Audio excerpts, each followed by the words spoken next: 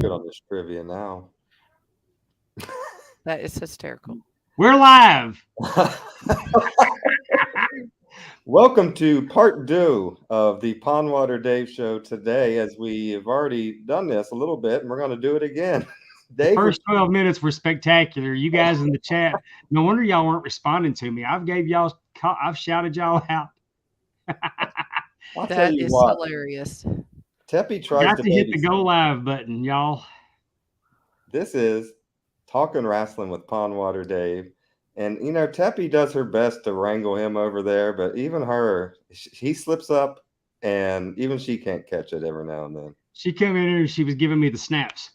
Uh, You didn't go live. They're asking where you're at. that is so funny. So they couldn't see nothing? Could they hear us, or how did they do anything? No, they're entertaining themselves in the chat. we're All right. Well, Okay. my name is Justin Davis. This is Pondwater, and as I think she's the new sensational Sherry of AFS, according to her performance this weekend at Top Guy Weekend 3 in Huntsville, Alabama, which we will talk about soon. Miss Amy Vaughn, the First Lady of the Arnams Fan Club. How are we today?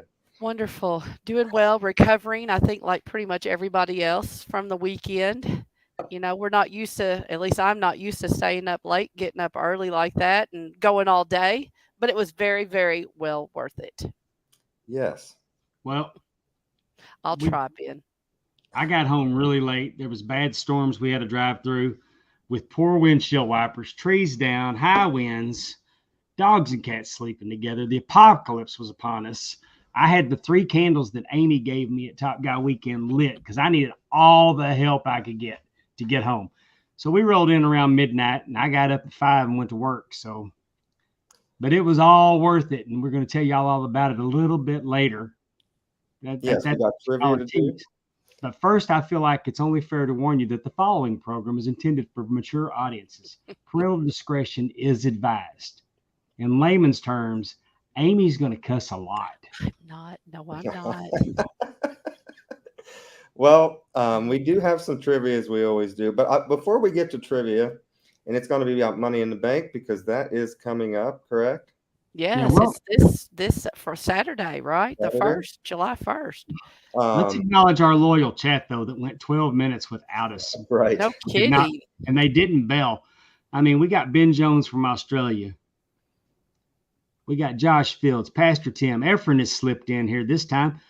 Shane Delaware is here. Bober, Bobby, uh, Adam O'Neill, all the way from Ireland. We're international, baby.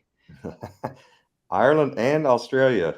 We are reaching all Weaver. tangents of the world. Terry Weaver, who is now, from what I've been told, the best run-in referee on Adfreeshows.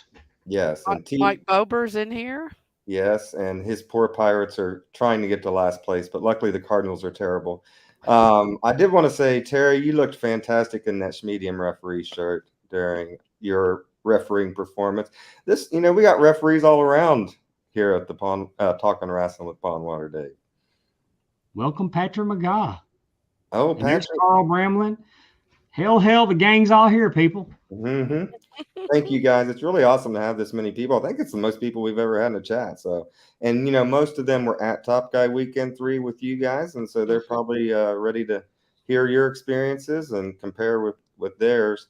But Dave, before we get to trivia, I did see that you took a pretty good bump at Top Guy Weekend 3, right? And Yeah, I'm not talking in the ring, I don't think. Now, I got bit by a spider over a week ago. And, tomorrow will be 2 weeks. And I had a knot on my knee, and I was taking antibiotics and steroids and cream for staph and treating it myself and hadn't been to the doctor. And as the week went on, it still hurt. And, of course, we're trying to mash on it and get everything out of it. And so I was over at the hotel and went to say hi to everybody and had a Band-Aid on it. And I bent down by the pool and I felt something squirt. And I looked down and I could see my Band-Aid was full, which if I wouldn't have had a Band-Aid on and that would have squirted into that pool. Squirting by the pool is not allowed. I think that's on the rules on the wall. You cannot squirt by the pool. Yeah, well, I went and I told Steph, we got to go. And we went out to the parking lot and pulled that Band-Aid off. And then every time I bent my knee, it was like I was pumping a well. And I ain't gonna lie, it scared me. I mean, because what was coming out of me is not supposed to be in there. So we go to emergency care. Dr. Daphne in Huntsville was there, and I mean, just had a great time in the ER. I mean, if you're going to the ER, it was just incredible. It was incredible that we were just laughing and cutting up with the staff. And she goes, why did you wait so long to come in? And I said, well, I had antibiotics and I had steroids and I had the cream. And she goes, and I bet you were trying to drain it. You were mashing on it. I said, yeah. She goes, you don't do that because you're just mashing everything back down, making it worse. And I said, well, we did sterilize a needle and poked a hole in it. And she's like, oh my God. And then my wife gave me up. She goes, you didn't sterilize that pocket knife, your pocket knife when you stabbed it. And she's like, oh my God. So I'm probably the dumbass that she talked about at the dinner table that night. You ain't gonna believe this guy. So she gave me some shots. She cut me open. She cleaned me out. And then she put this gauze, little thin strips of gauze in there. And she packed it and it was medicated. And then she put a Band-Aid on it and gave me more medicine. And Saturday, I wanted to die. I mean, I just sat at ringside with my foot propped up. I couldn't participate with anything Saturday. But and you know, we tried. We went out that night and because we didn't want to miss anything. And I went Sunday morning at 8:00 and she pulled that packing out and said that I'm not going to have to put it back in. And she gave me a shot. And man, I'm telling you, I felt like a new man. And I was I was at least 90% for the rest of the day. I was jumping up in the ring, hanging on the ropes. Got my Spidey powers finally. Look at that. Look at that. Live look at me and Jimmy Swanson hanging out. Wow. Look, there's a ridiculously dressed person and Spider-Man.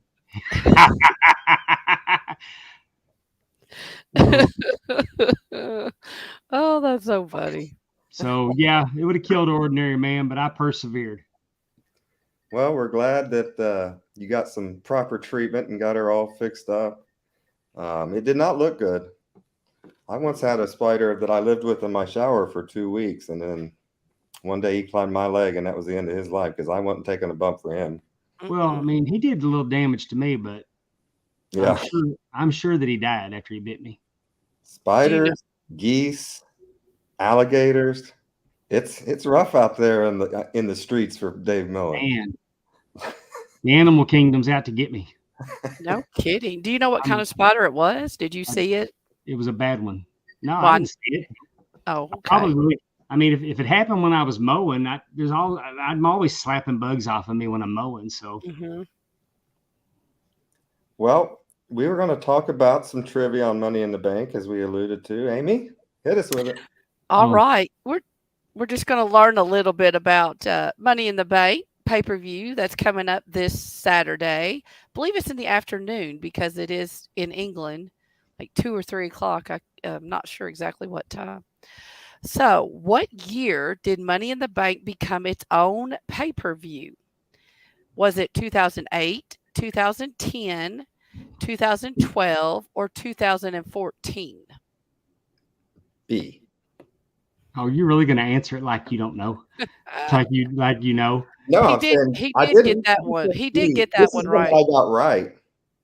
Oh man, Ben Jones just made me feel like a real wuss. Because like you pointed out, he's from Australia. they got like wall spiders, like the size of your wall, bigger than your head, the size of your cat, too. That's right. Now listen, we did play this over or before, but I still don't know that I'll remember all the answers. How close you paid attention. Go ahead and tell them if they're right, because everyone who's answering B 2010, you are correct. Previously, from 2005 to 2010, the Money in the Bank was a match that took place at WrestleMania. And in 2010, it became its own pay per view. What city hosted the inaugural Money in the Bank pay per view? Was it Kansas City, St. Louis, Phoenix, or Rosemont? And this is one I completely guessed on, and also one I got right, which was Kansas City, Missouri. I think it was Phoenix. You are right, Justin. It was Kansas City. Uh, it was held in Kansas City, Missouri. So the next question says the inaugural show was held July 18th, 2010, with The Miz winning the Raw Championship contract. Who won the SmackDown Championship contract? Was it Daniel Bryan, Chris Jericho, Dolph Ziggler, or Kane? My original answer, and I'm going to just do that, it was C. I agreed with him that it was Dolph Ziggler. And we were both wrong. And you are both wrong. And it looks like Bryant was the only one so far.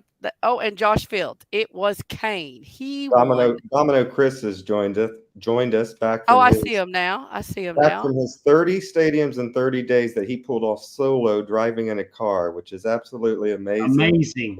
Yes. And let's go ahead and give him his props that his LSU Tigers. Congratulations on that as well. From a town that doesn't even know how to spell the word go. But I actually got the They're your national champions. I'm kind of happy about it because I can't stand Florida, but I can't stand LSU either. But my friends, it was important to my friends, and in the spirit of being a good friend, I'm going to be not 100% happy, but I'm pleased. I'm pleased that y'all's team won.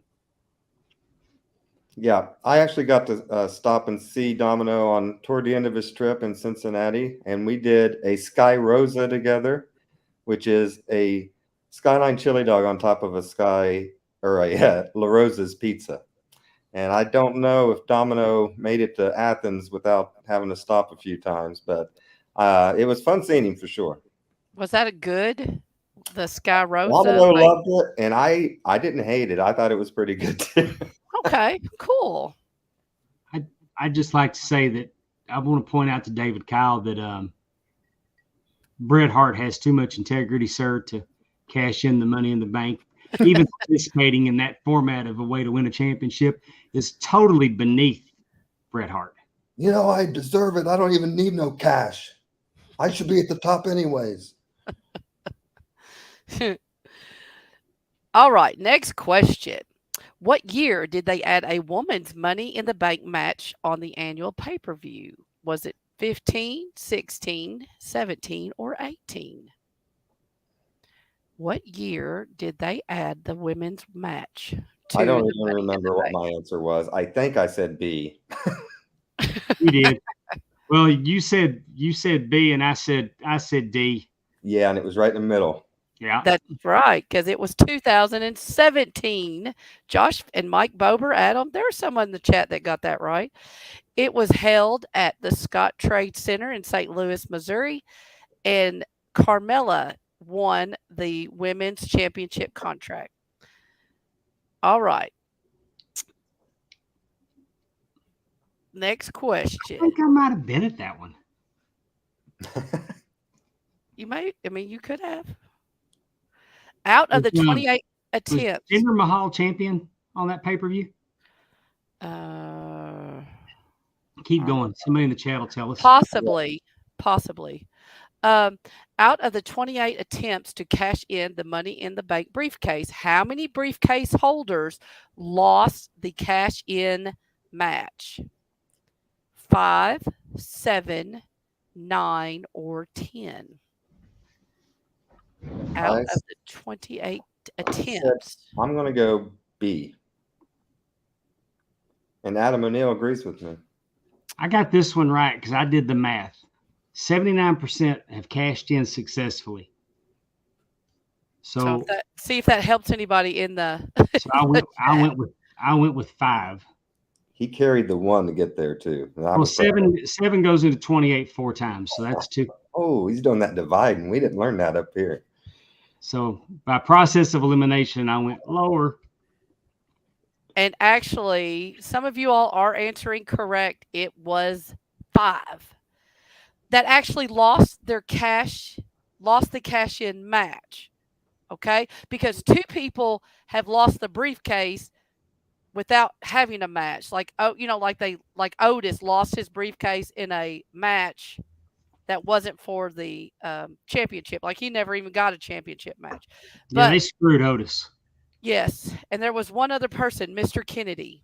Like that was way back in the day. So there's 2 people. So I don't know if that's where people might be thinking 7, but it is actually 5. The 5 people who failed to cash in was John Cena in 2012, Damian Sandow in 2013, Baron Corbin 2017, Braun Strowman 2018, and Austin Theory in 2022. And we found out, we found out that Justin had no idea who Damian Sandow was. That's why I'm here, folks. Yeah. Yeah, the All show right. y'all missed has been much better than the one we put on so far. All right, number 6. Last question. True or false? Every woman that has won the Money in the Bank contract has successfully cashed in. True or false? That is true. Yes, true. And I knew this one because I somehow watched Raw Monday, which I never do, and I think they mentioned it. It was a really good video about Money in the Bank on Raw Monday night. It was one of their better things that they produced. I had a lot of, how they'll run the numbers and this many did this many did this, and the whole thing. So yes, I love when they do that for the Royal Rumble. Like that is such a hype. Get hype for the. You know what I'm saying? Get hyped for the Royal Rumble when they tell you how many minutes people have been in it and how many, so that's kind of cool. I wouldn't mind looking at that. But yes, that is correct. All the women have successfully cashed in. 3 of them have done it on Charlotte Flair because she's a champion. Alexa Bliss, Liv Morgan cashed in on Ronda Rousey, and then Asuka won by default because Becky Lynch ended up relinquishing it due to being pregnant. So that is. Hang on. Alexa, stop. Oh, I'm sorry because I said Alexa Bliss. AI is after us. That's so funny. So that is just a little tidbit for you all to learn a little bit about the Money in the Bank pay-per-view. So hope y'all enjoyed. Thank you very much. I think the people in the chat always enjoy answering those with us. So thank you guys. Always fun, Amy. She wore her out. She had to take a drink after all that. We might watch Money in the Bank when we get back from Vicksburg. I'm refereeing Saturday night, July 1st, at the Vicksburg City Arena. Words are hard, y'all. Main event. That's why he counts 1, 2, 3. Our main event that night's going to be Ray Fury defending his championship against Matt Taven, former Ring of Honor World Heavyweight Champion. I just want to point out that Matt Taven has done something that, I mean, when you think about it, he is probably the only person to ever win a wrestling world championship in Madison Square Garden that was not under contract to the World Wrestling Federation. Because nobody else has ever been there except WWF and WWF and WWE. But Ring of Honor got in there one time. So, and for Taven to win the World Championship at Madison Square Garden is a hell of a feather in his hat. Well, as we said, we were going to talk about where you guys were this past weekend, which was Huntsville, Alabama. And there for Top Guy Weekend 3, Dave, what is a Top Guy and what the hell is a Top Guy Weekend for people that Well, don't? to pull ad-free shows is on Patreon. It features all the Conrad Thompson podcasts, your Eric Bischoff, JR, Bruce Pritchard, Tony Schiavone, Arn Anderson, The Road Dog. I'm forgetting some. There's so many now. Speaking of the Road Dog, I just listened to that today with Blue Meanie.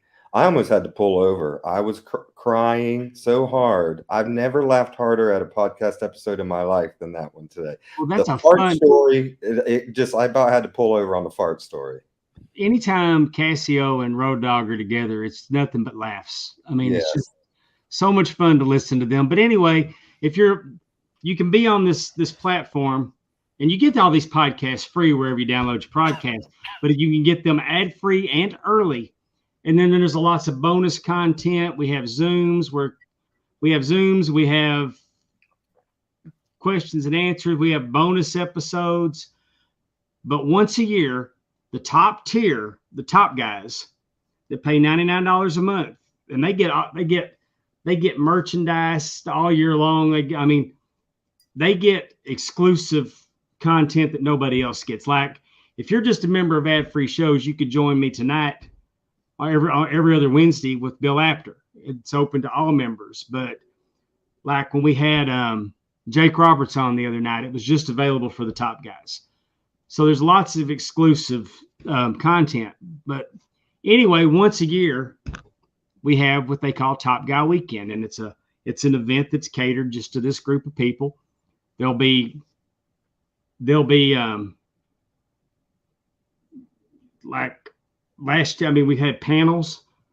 We've had like the first year we did it. Tommy Rich showed up for dinner.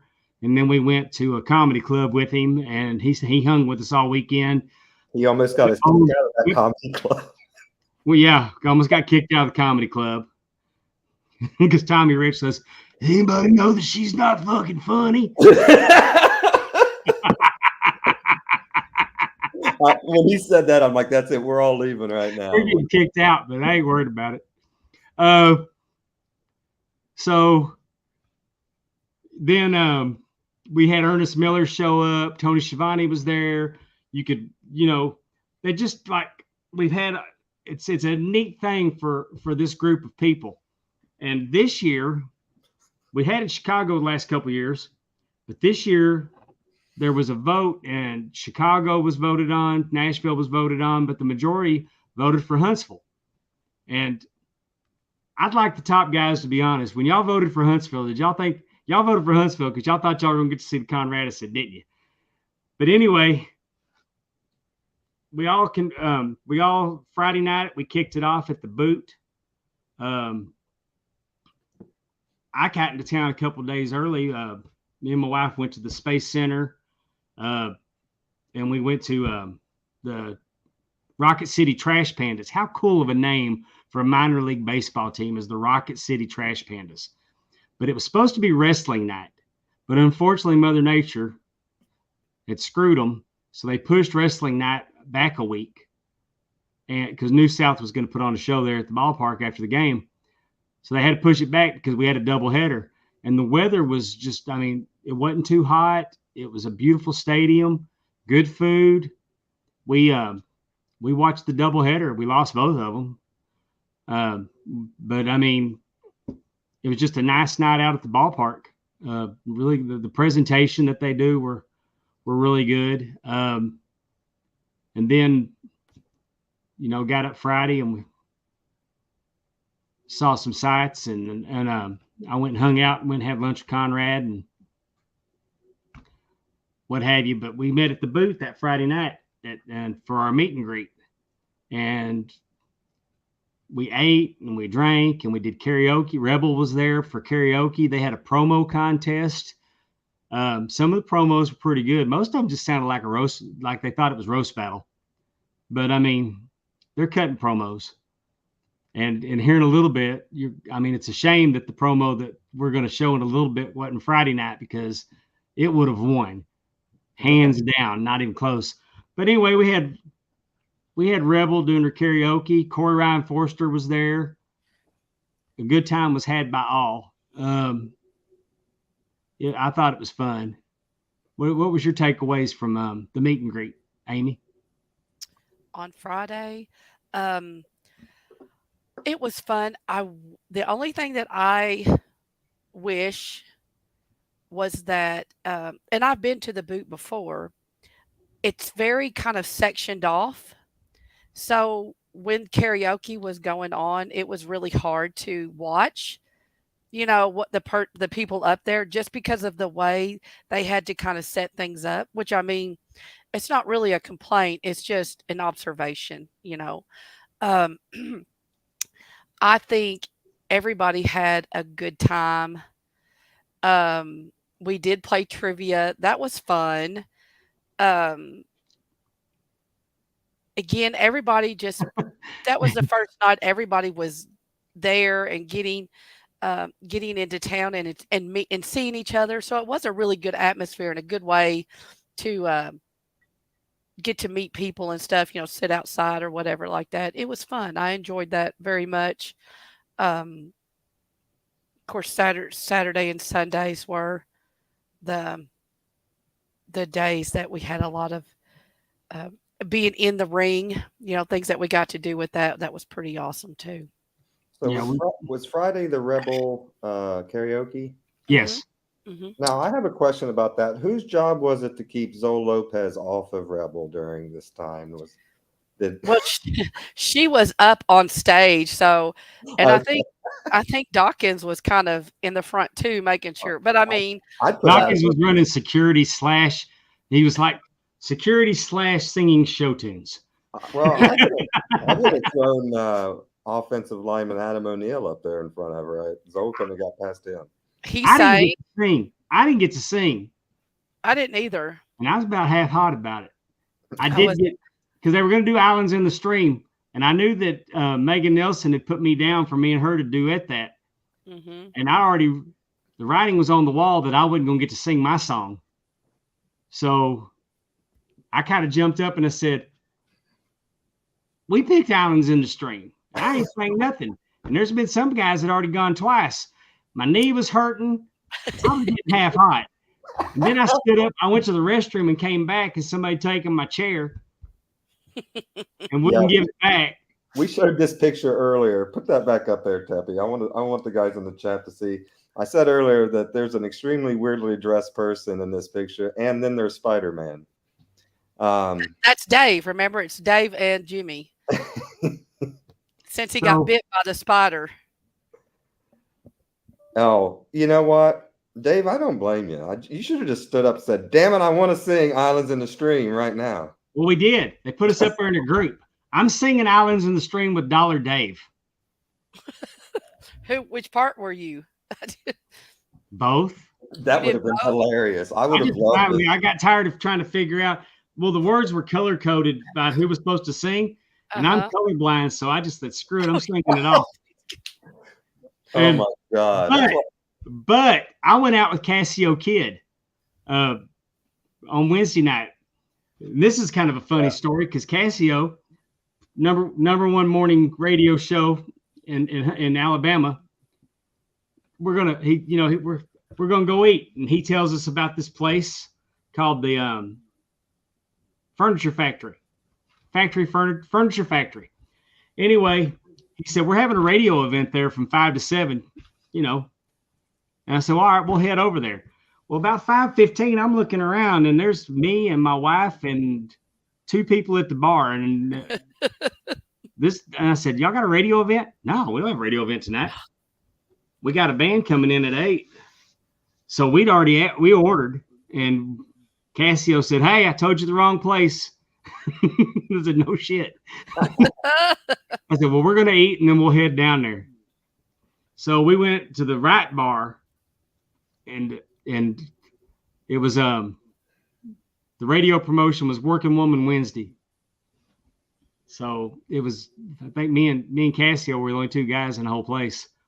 But Stephanie won a door prize. Got a $50 bar tab. Hey. Well, she don't drink, but she drives. Mm-hmm. So we had I had a couple of Kentucky mules, and we had some apple crown shots with Casio, and I sang 4 songs at their karaoke. We stayed for karaoke, and I was I in hope you concert. said 9 to 5 since it was the working women's night. Mm. I mean, that's their anthem. Well, we had a good time. I sang Marie Laveau. That's your go-to, isn't it? Oh man, y'all don't know what y'all missed when I didn't get to do Marie Laveau for the Top Guys. No. Then I did You Never Even Call Me By My Name. Oh Lord. I like that one. And then I did Family Tradition. And then I said, I gotta do some George Strait. I'm doing That's What Happens in Every Little Honky Tonk Bar. And Cassie goes, go out on a high note. Nobody knows that. And the lady that was with us that worked the radio station was saying the same thing. We don't know that. Nobody's gonna know it. So I'm singing it. And then the song started, and then Cassio and old girl go, oh yeah, we know that. That's a good song. So well, I don't know. I don't recognize it by name, and I know a lot of George Strait songs too, and I'm sure Cassio does too. Maybe if I heard it. But yeah, I would have paid. Our producers authorized to show my karaoke videos, Terry. I would have really paid some money to watch you and Dollar Bill Dave sing "Islands in the Stream." And I want to back up for a second. I saw the peanut gallery was throwing shells at me about that I stay awake. I did not fall asleep at all this trip. I was actually really, really good. Did you drink any of your monsters while you were there? Yeah. Oh yeah. There you go. Yeah. I think they could have extended out karaoke if they do, and that's one of the other things people in the chat, they're going to want feedback. And so, they're already talking about Top Guy 2024. So, those are kind of the things. I think they could definitely have extended out karaoke. There's enough people who wanted to do it, that it would have been fine. I think they had the building until 11, maybe, or 12. I don't know exactly. But like I said, everybody, not everybody got to do karaoke. And that's Terry Weaver said that Big Red fell asleep, and he did chronicle it for us in the group chat. He let us see a few pictures of Big Red asleep there. Those are we had fun, and then we got up the next morning, and we went to the building that we went to the home of Rocket City Wrestling. Yes. Rocket City Wrestling does two shows a month there, and they were kind enough to host us. And what was first that morning, Amy? It was Eric Bischoff, wasn't it? And it was Eric Bischoff. Oh, Eric Bischoff. Mr. Dillinger, right? No, it wasn't Dillinger. It was David Crockett. Yeah, and it wasn't. And it wasn't Dillinger. It was Dirty Dick Cheatham. Dick Cheatham, the comptroller for Turner Finance. But then Doug Dillinger was with them. It was 4 of them. Doug Dillinger was there? Yeah, it was those 3. Yeah, Doug Dillinger versus Turner. Yeah.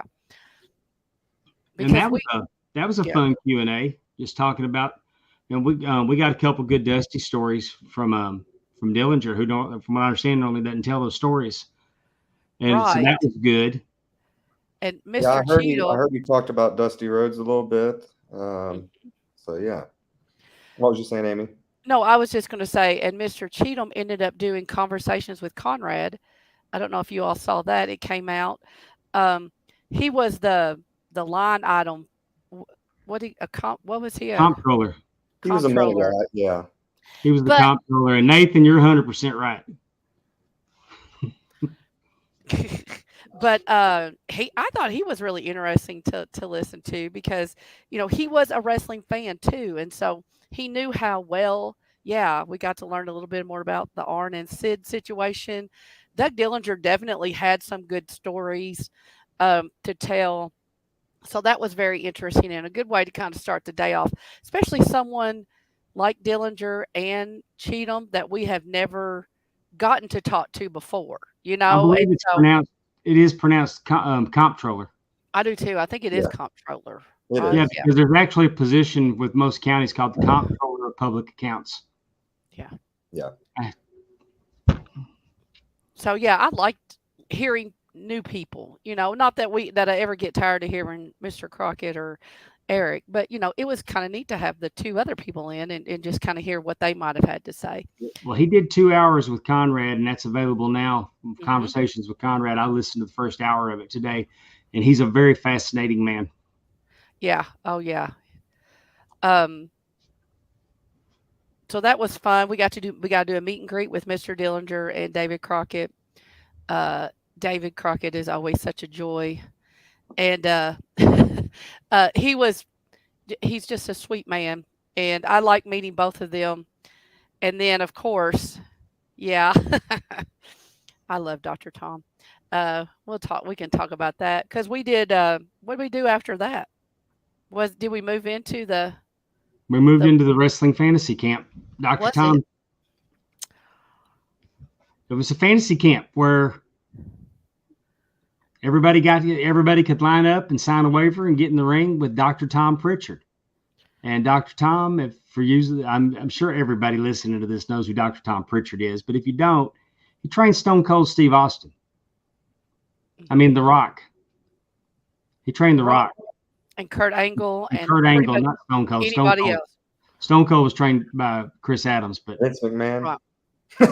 but I mean, pretty much anybody that needed some work done in world WWE, Dr. Tom was there, and he runs a wrestling school in Tennessee with Glenn Jacobs, the Jacobs Pritchard Wrestling Academy. And I if you're have looking to get in the go. wrestling business, I would wholeheartedly encourage you to utilize that school. There's also the School of Morton in Chunky, Tennessee. Mhm. I mean, and I would, but you don't. It's hard to beat Dr. Tom. So he lets everybody line up and puts them in the ring, and he taught them a front roll and a back roll and a handstand to a flat back, and then they did a flat back, and they got to run the ropes, and It was a dream come true. I cannot even. I think Dr. Tom maybe thought we all were a lot more athletic than we were because some of the things that I was like, oh, I don't know if I can do that. But I've had the ability to actually go see Dr. Tom at his school before, and he taught us just like he teaches his students, and um, just the fact, I mean, I don't know about anybody else, but like I said, yes, Mike, I did just scream like a little schoolgirl because when I saw it was Dr. Tom and that he was going to be teaching us, like I was just beyond excited. And I don't know too many people who love wrestling that have not envisioned themselves in the ring in some way. Yes, that's what I was going to say. How jealous. This was the one part of the weekend I was super jealous of because this is something I've always wanted to do and never obviously been able to do is just run the ropes and take a backdrop and just take a flat back bump just to see what it feels like. And I've always wanted to do that. It hurts. Yeah. Did you bruise up any from hitting the ropes? Oh yeah. I've got a big bruise on my back over here where obviously, coming on the right, I got a big bruise right here. And then I have some bruises across the lower part of my leg where I would have hit it. I do bruise easily, but yes, I have a picture. I'll send y'all. Tom's going to never let you go again. Well, I'm going to tell y'all, I was sitting at ringside killing me because I could not get in there and participate on this. And I know how to do all that stuff that they were doing, but I also know how hard it is to do that stuff that they were doing. So trust me, it wasn't a case where you were sitting over there. It wasn't a case where I was sitting over there laughing at the people that were struggling to do these moves. Cause I mean, you shouldn't be able to get in there and, the first time nail what they're wanting you to nail. As simple as it all sounds, but it's very, very important to know how to do these things. And I'm going to give you an example. And it's an example of me admitting that I totally screwed up in the ring last week. I was in refereeing Ray Fury and Caleb Conley. And somehow or another, I got pinned into the corner. And as I turned, Ray Fury was down and I tripped. and I didn't want to land on Fury, so I jumped and I did a forward roll, lucha roll. I did a forward roll, popped right up. And I mean to tell you, I was mortified that I did that, because I'm a referee. You're not supposed to, but when I fall, I go into protecting my knees. Plus, I had Ray Fury laying there. I didn't want to land on him. That would have been bad. But I think it would have been better to trip over him than to do the lucha roll. Mm-hmm. But, I mean, it is what it is. I looked at Caleb Conley, and he's like, what the F was that? I mean, I was mortified. I think but learning those things, being able to do those things, that will keep you from getting hurt in the ring. I mean, definitely. Y'all all know it's not ballet now. No. Well, and I think for Andrew Hermie's question, I don't know if it popped the crowd because I was mortified. Absolutely mortified. Like, oh, shit. Because it was a big deal. I mean, you don't do that. It did pop my wife. Stephanie, she's got pictures and stuff, I'm sure, right? Yeah. I think but it killed me not to get in there with Dr. Tom, because I would have loved to get in there with him. Yes. And not only did we learn how to do some moves, like you said, we did front rolls, back rolls, going off with your right shoulder, left shoulder, and a flat back bump. He also showed us how to run the ropes, how to do lockups. We did, there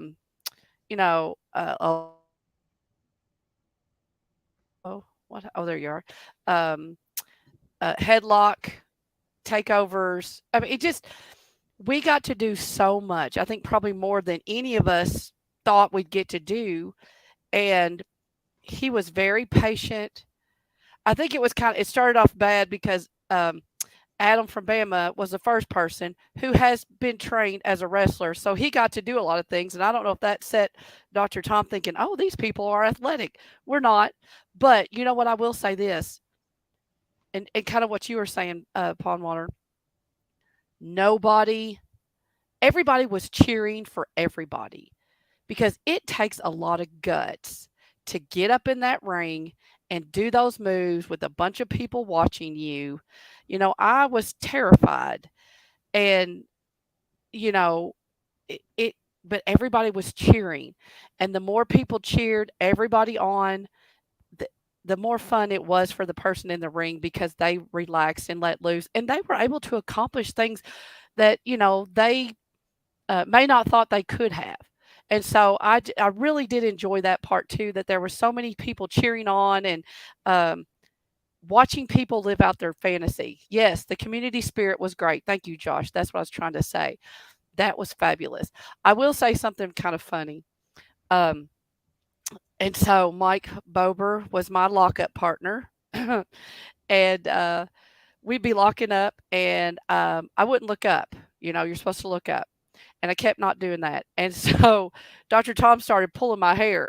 He pulled my ponytail. He's like, look up, look up. So he didn't do that to anybody else. So I just thought that Dr. Tom got physical with you a little bit. He pulled my ponytail. It's like, look up, look up. The good thing for you is that I'm sure. Oh yeah, there I am. Yeah, I didn't know if I was gonna make that one. Right shoulder. Awesome. I like your workout pants. Yeah. Yes, ma'am. Just put roll right on your right shoulder. Prepared. Pause it. Okay. Welcome to the show, Efren, the host of the game event, exclusively on Premier Streaming Network. And the new IREF-B starring Mike Chioda. Amy, yes. IREF-B, what are you thinking right now? What's going through your mind? I am nervous because I'm one of those people that's like, okay, left, right, like I'm going to switch my left and right, even though I know what it is. And so he's like giving me the instructions, and I'm just really trying to do what he's telling me to do. And I'm beaming because I'm in there with Dr. Tom, who I love. And I don't want to make a fool out of myself, but everybody's cheering you on. You just can't help but feel just excited and happy and um, going to go give it your all. And I just, like you said, you could kind of tell I'm rethinking it. So I'm smiling and just loving every minute of it. Absolutely loving every minute of it. Hit play. Foot forward. And put your hands over here and roll over your left shoulder. Do the hokey pokey. Turn yourself around. Yep. That's what it's all.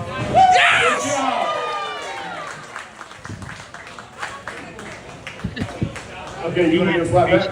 All right, here we go. Center of the ring, touch your chin. Bend your knees, get your hands up front. Pause it. Yep, touch your chin. IRFB, Amy. You nervous here? You nervous here about your first fight? Not more nervous than the other ones?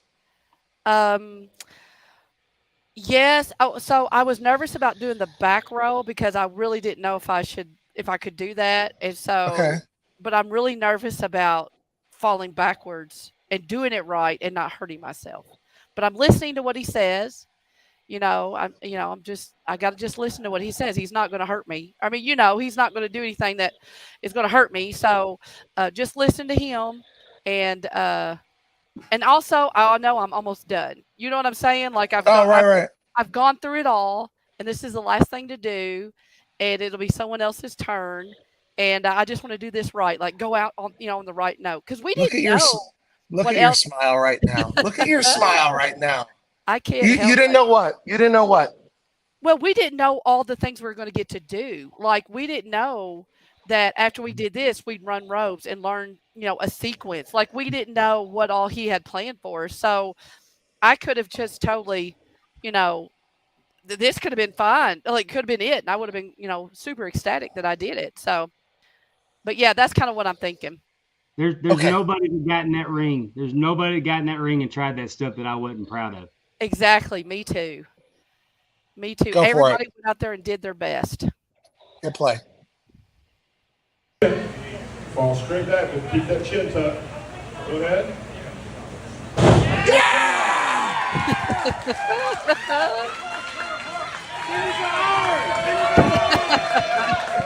Good job. Good job. Such a dork. So I sent you. I'm going to hijack the show for just a minute, and this is going to go another hour or two because you got to talk about your stuff, and then an hour about me on Sunday. But I'm going to hijack your show for a second. Adam O'Neill, I sent them your video of you in the ring, and with your permission, I would like to show it as well, if you can, Pond Water, because I have something to say regarding you and yes, okay. He said yes. Do you have Adam's video? Did Adam say yes? Oh, there he goes. Okay, let me look. Okay, here comes Adam O'Neill. Adam, you've never been in the ring before, right? Amy, you've never been in the ring before, right? No. To doing this. No. Okay. Never been in a ring before. Okay, I want you to watch Adam O'Neill. All I got was Efren, I think all I got was the only video I saw was the one from Amy. Okay, there's one entitled Adam 2. I will send it again. This is important because I want to show you how proud I am of all of you. I just have one video. And Adam, I will say I've seen this video, and it wasn't as bad as you think. I thought it was actually okay. Considering your size, I thought it was pretty good. There was nothing bad. Did it come in? I got it. All right, watch. Hi, everyone. Love you, by the way, especially Amy. Tell everybody about IRFB while I'm getting this together. IRFB, a hyper-focused show on Premier Streaming Network, where our debut episode premiered this past Saturday on the anniversary of Kurt Angle versus Shane McMahon, the street fight. We take moments from the show, count you down, and you freeze your second screen as Mike Chioda tells you what is being screamed at him through his IFB. We have more shows planned. I'm right here. I got him. IRFB. Okay. A new show on Premier Streaming Network with Mike Chioda and me. I just want Andrew Herman making fun of me because I said considering his size. I mean, he's tall. It's hard to do a roll and stuff when you're big and tall. I will get to all that. Did it work, Pond Water? It says that please check back soon. It's Okay, uploading. nope. I'll send you the video. It'll take 10 seconds. It's so keep talking, Amy, about your experience and about running the ropes. Running the ropes was amazing. The guys were they behind me? I don't know their names. It's the gentleman who won the promo contest on Friday night. He was just like, just relax, just enjoy it. John Hickson said the same thing, because I was just so nervous. And he's like, no, this is to be fun. This is just enjoy it. And I really just tried to take that. Oh. So I really tried to take that, and I did. I just thoroughly enjoyed everything that happened after that. And I didn't care if I tripped or fell, which I didn't. But, I just had so much fun. And Bober was my partner in running the ropes too, so we have about the same stride. So, because some people would run it, would be too fast or too slow. We were perfect. We just, running the ropes, and we were the lockup, and it was good. Like I said, every bit of it was fantastic. And again, I think Nathan said it earlier. The cheering.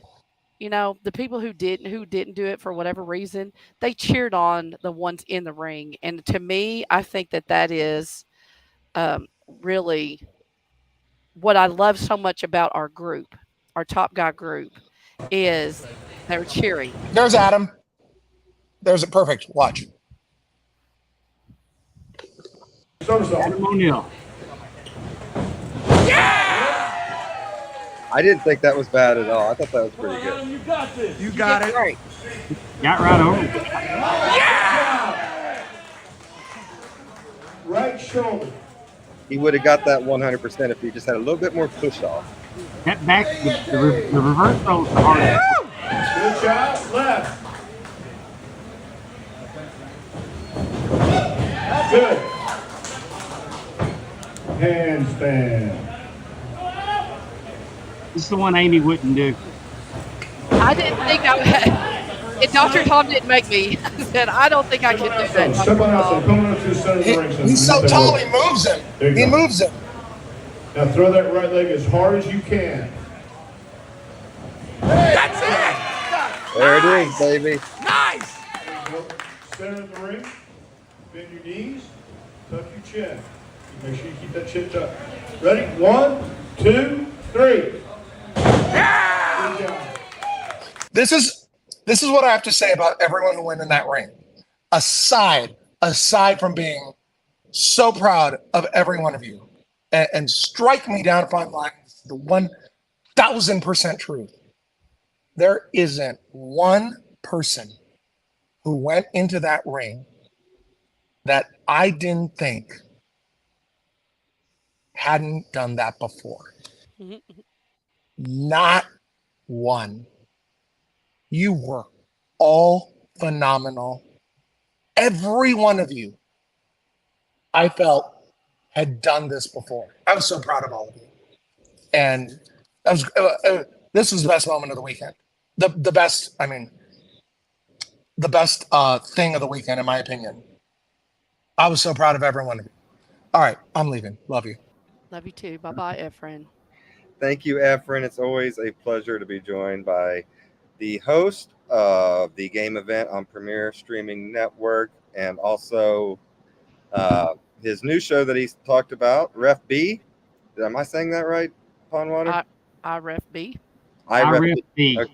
It's kind of a play on words because the IRB is what you wear in your ear. The premise of his show is that Kyoto's talking about the things that were coming through his ears during some key matches.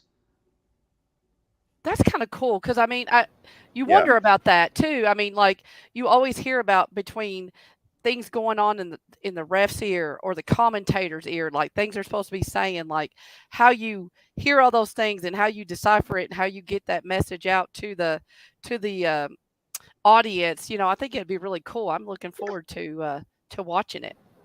And to kind of to piggyback off of what Efren just said, a lot of people may not have the courage to go out there and fail in front of people. And I commend Adam O'Neill for going out there and having the courage to fail. And I don't think he did. I know he was kind of hard on himself, but I thought he did fantastic. I thought he Yeah. did great. They all did. Everybody did. Because normally you'll spend your first hour of wrestling training, you'll do that over and over again, and nobody gets it on the first time.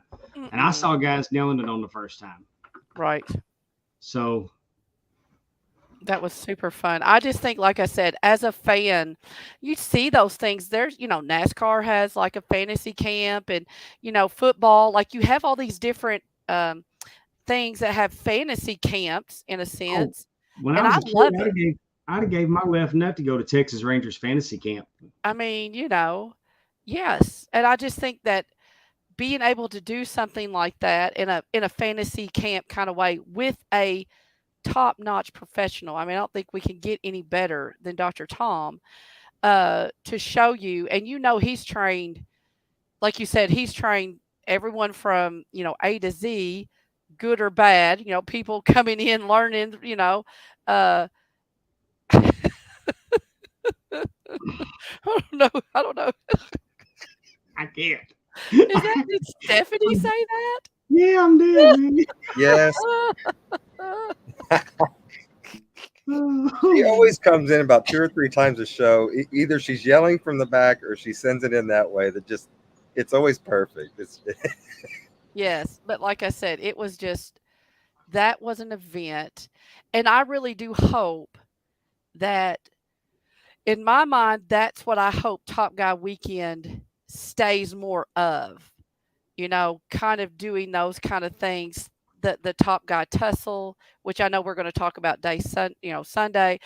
I think, again, a lot of people enjoyed that, or even getting, hopefully next year, and as the years go on, people get to be a little bit more involved in that. But again, I just feel like as a wrestling fan in this tier, these are the kind of things that we dream of being part of, that we got to do, being part of the booking match or booking a match, and part of, the actual event, getting to learn some wrestling moves from people who are, like I said, top notch. That's just me. Like, I really, really hope, not that I didn't like the other ones. I love meeting people too. I still want to do that, but I mean, I just don't think you can take that away, having the camp and the Top Guy tussle. I think the difference is, after Top Guy Weekend 2, I was asked by one of the inner circle of Conrad's friends, what would I like to see, and if I liked it, because I was one of the people like Dave that had been to all 3 of them. And I said, the last 2 have kind of felt like StarCast to me. And when you're waiting in line, you don't really bond with people. Mm-hmm. And I hope that I was a part of them kind of thinking, well, maybe we should go back to a more personal setting. And I'm glad they did. And like I said, I was super jealous of this getting in the ring stuff. That looked like so much fun. It was. Well, it definitely Let me take a second to put over my good friend, Little Jimmy Sorensen. He gave me a hell of a gift in Huntsville. And I'm gonna go full screen.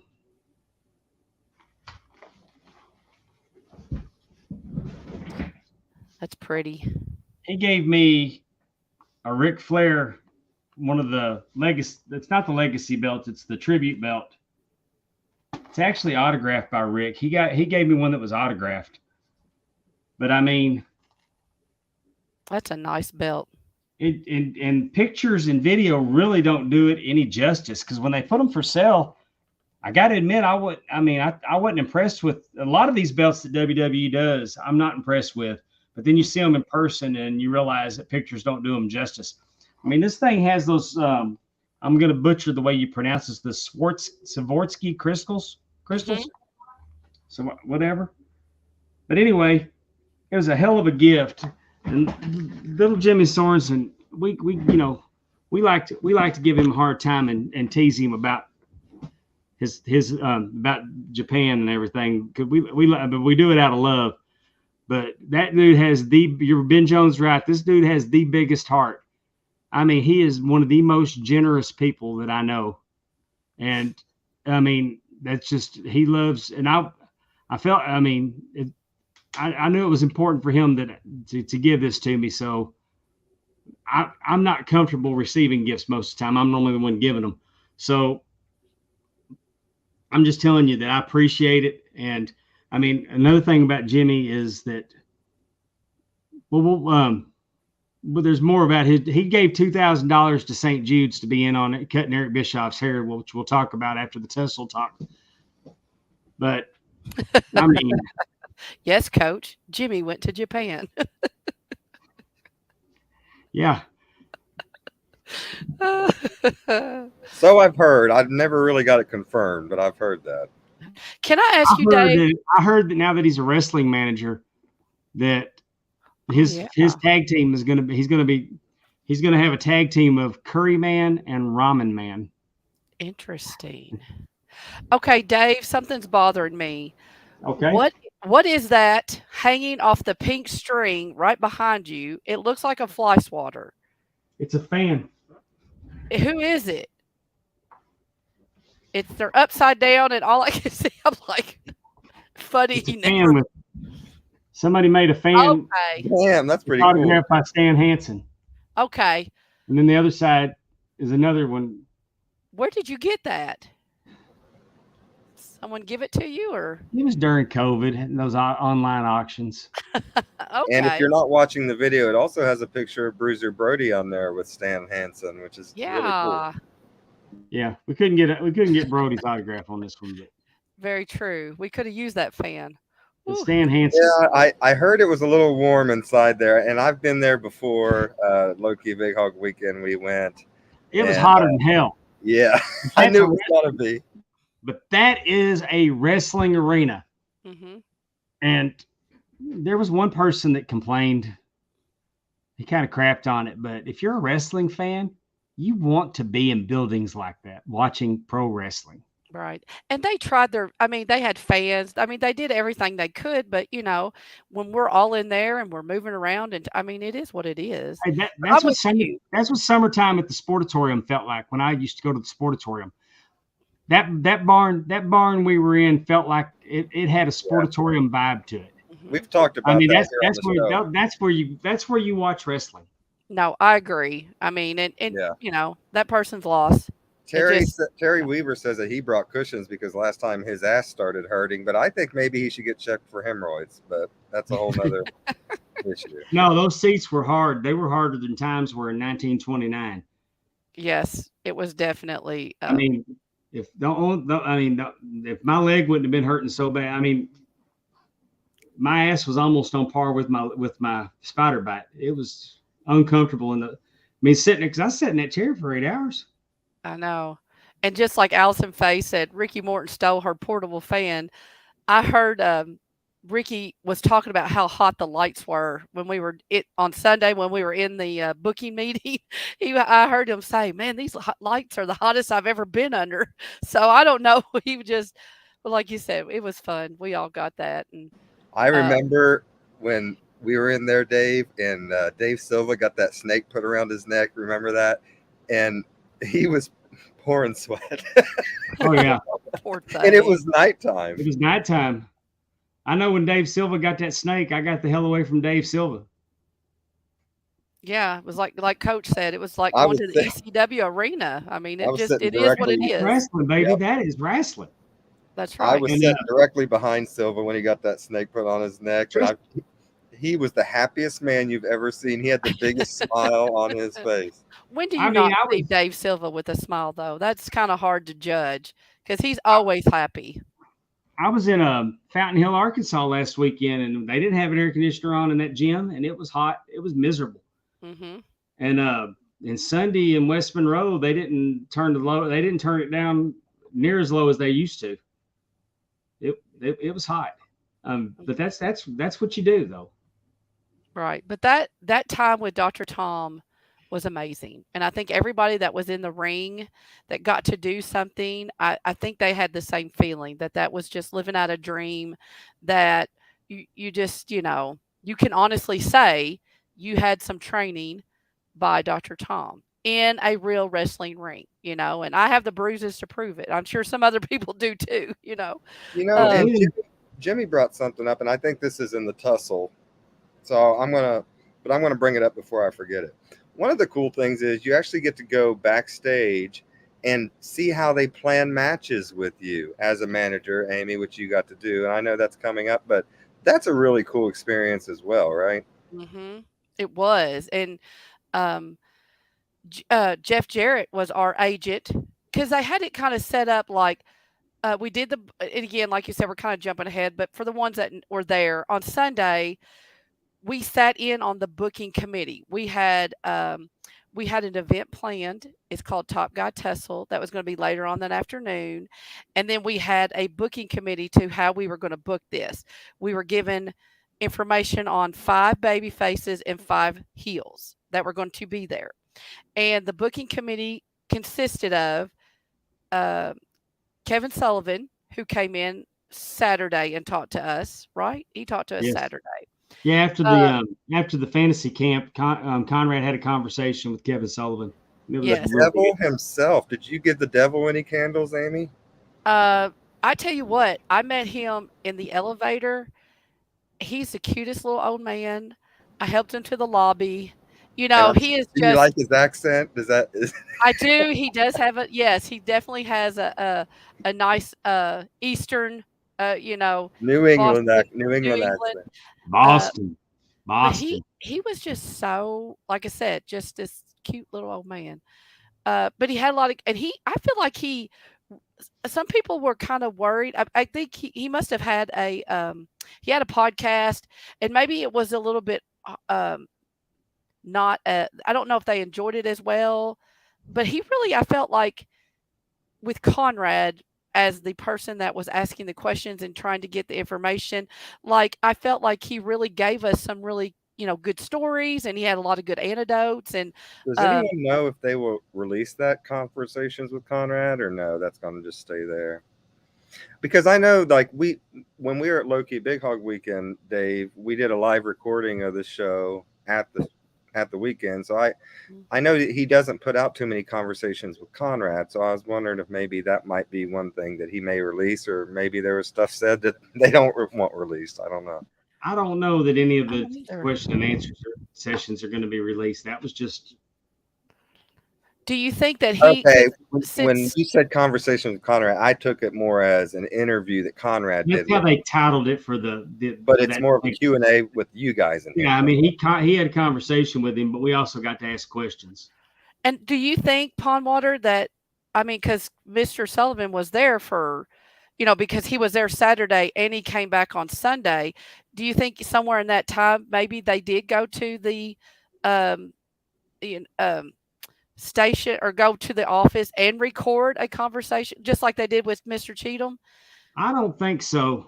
Not with him? I don't I know. mean, I don't know. I don't know when it would have been unless he'd have done it. I don't know the timing, the logistics of it. I know that he didn't. I know Conrad didn't feel good. His leg was really bothering him.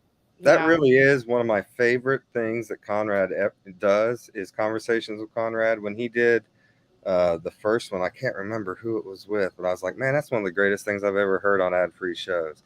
I wish he would do some more. And yeah, Kevin Sullivan would be a great candidate with all the booking that he did and everything and his whole career in Florida and everything. There'd be a lot of Well, great stories out of that. they're really Terry's really helping us out. So ask Kevin Sullivan anything.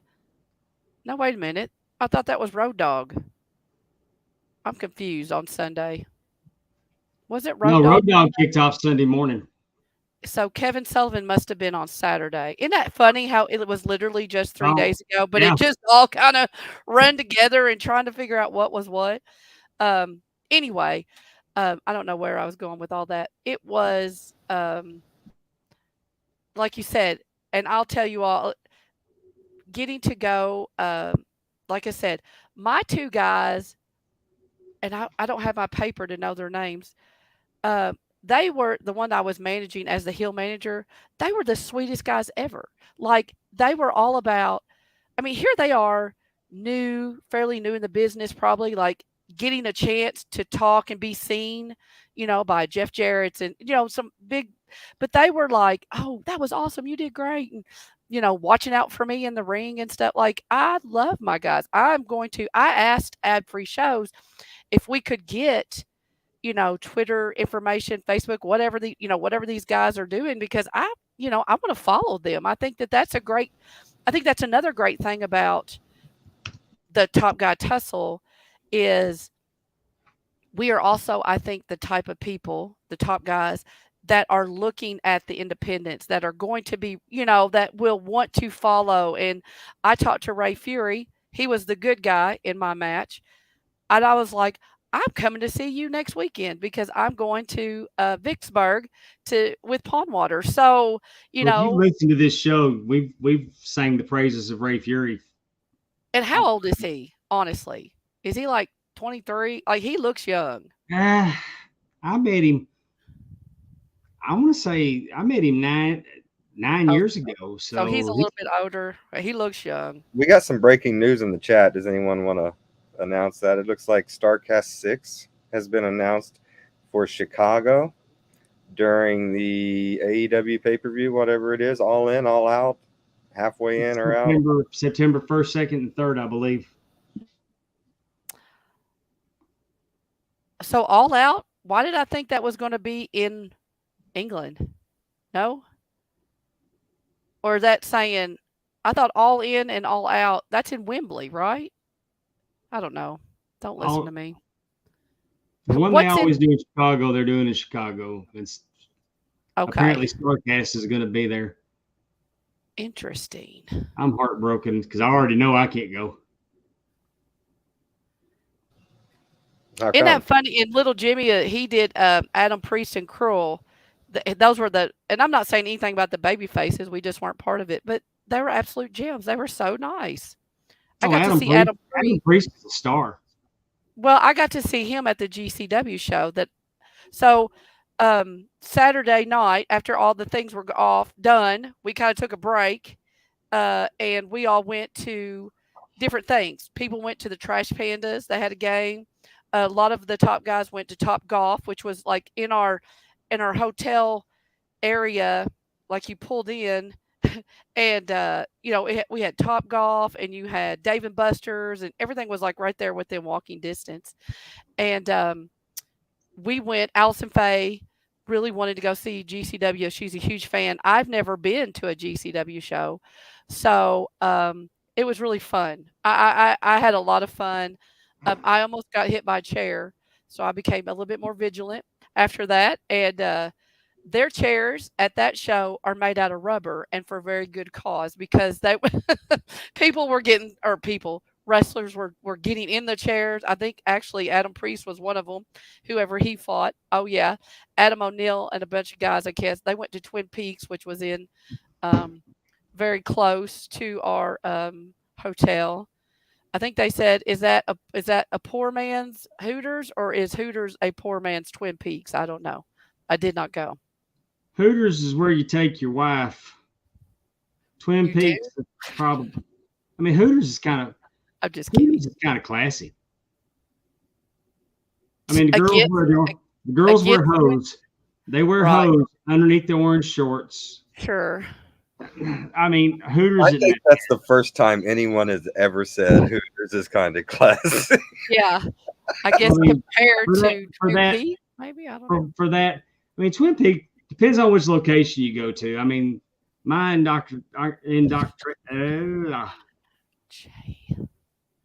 first time at Twin Peaks, I went to a pretty trashy one. Is that a local? Like, is it just in Huntsville, or are they everywhere? No, it's Where did you go? Is it okay? Where did you go? The trashy one. Mesquite, Texas is a trashy one, especially Amy. Well, also Mesquite, Texas is where I also experienced the first time. I went in there to Hooters one time, and they gave me the pregnant Hooters girl. Oh my! Well, they can't discriminate. So I mean, she was very pregnant. Yeah, but you can march her up there and make her the hostess. If we sold T-shirts, that would be one. Hooters, kind of classy. Hooters is kind of classy. I took Stephanie to Hooters once, and I really felt bad about it. No, I don't even know it was Hooters. I think it wasn't Twin Peaks, but it was kind of like that. that vein of restaurant, and I really felt horrible taking her there, and I don't know why. That just shows you how much respect I have for my wife. You don't know. Well, why'd you take her there? Was it like Well, the I only didn't place really to eat? understand the lay of Oh, the land. I And gotcha. then now I had zero problem taking her daddy to Hooters. The one that y'all just got baptized, right? You took him to Hooters? Yeah, well, I mean, this was a few years ago. We don't even Just have a kidding. Hooters here anymore. I'm just kidding. So Hooters on Wednesday night used to have all-you-can-eat wings. So Uh-huh. me and my buddies go to Cincinnati to play in a poker tournament one Wednesday night. We get done about 11 o'clock. We're like, Hooters, all-you-can-eat wings. And we hit that up. And we're going through I just ate like one or two things. My friend's like on his third. He's like, bring me out one more. And he goes to the bathroom. We tell her, we're like, give him the hottest shit they got. So we'll No. get him out of here. You know? Yeah. So she does. And as soon as it come out, like before she even got near our table, I could smell how hot it was. And he started tearing into him. He's like, God, what the hell did it was a good rib. Let's just say I think he ate two of that and he was done. We got in the car and went home. No, that's just funny what Richard is saying. Yes, so Richard brought his father, and his father was not a big wrestling fan, and so he was sitting in the back at the Rocket City and stuff, and he's just kind of sitting there and just kind of taking it all in. He was smiling. His dad was having a great time at the GCW show. It's like, oh, you need some chairs and blood and all that stuff. I just thought that was so funny that he was just thoroughly enjoying. Those shows are fun, Amy. I went to one at StarCast in Chicago one time and sat in the front row and had one of the best experiences ever at a wrestling show. Like you said, you're probably going to get crashed into by a wrestler on the front row. I had to get up multiple times and move out of the way. It's like a fun, like personal Interactive. experience. Yeah. It's very interactive. Yes, El Karai, poor little Josh Henning's girlfriend completely got elbowed by Nick Gage, and she's not even a top guy. You know what I mean? Like she was there as a guest, and she totally got She was ran hurting over. Sunday. Was she? Oh, I bet. And of course, he apologized. I mean, he apologized and he was really nice about it. But I'm sure she wasn't expecting that either. She's just enjoying herself. I know that El Karai got sat on, and I mean, it was fun. I'm sorry. Time out. We've gone too far. We're trying to move on to Sunday. We forgot the okay. best part of Saturday. I don't know if it was. Now I want y'all to know that we've got I'd like to think of them as probably as a sister pod. The Kick Out crew.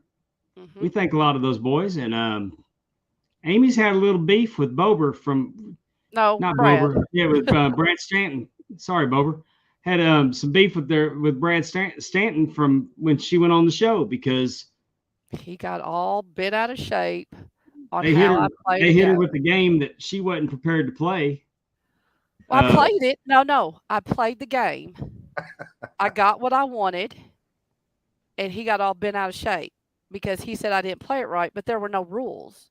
Eventually, the person was killed, but not before. The game was Mary F. killed.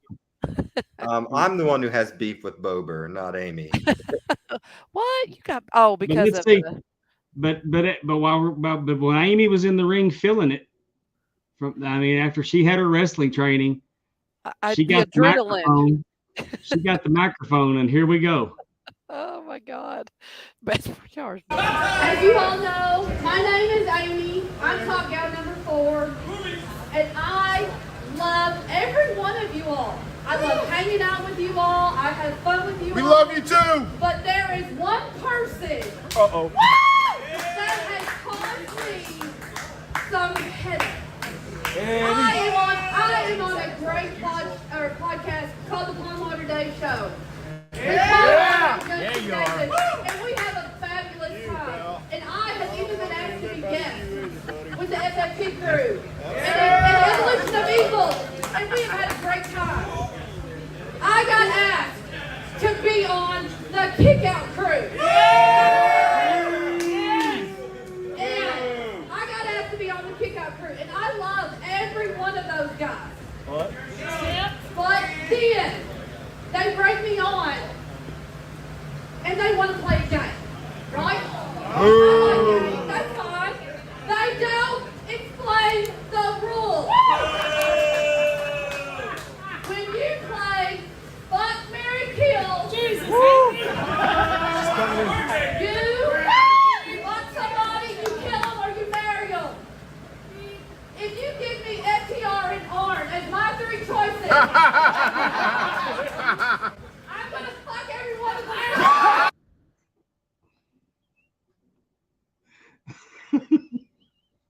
I'm gonna fuck every one of them. Wow.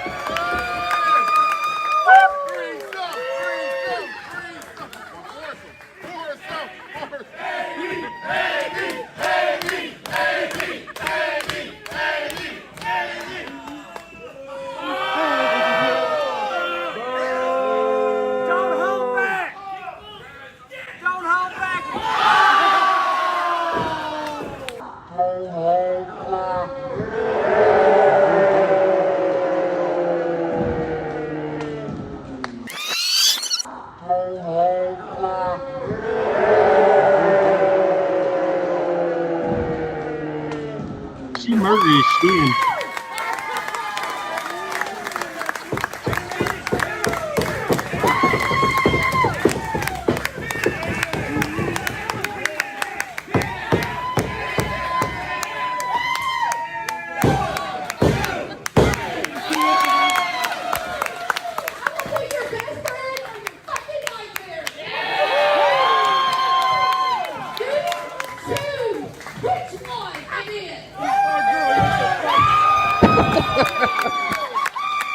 All right, I'm gonna pull.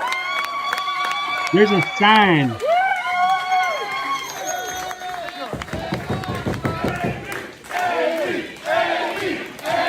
There's a sign on the wall in Gorilla. It says, "Do not drop the mic." Oh, it did.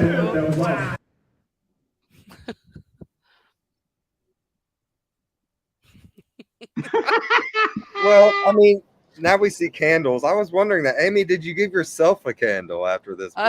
Here he is, right here. I have two right behind me that I probably just will keep going every show. Well, I have seen that one time before, but it just got better the second time. That was absolutely fantastic, Amy. Congratulations. That was good. Dr. Tom had that look of like, oh shit, she dropped the mic. Because that's like the biggest rule in indie wrestling is don't drop the mic. Oh. And don't break the tables.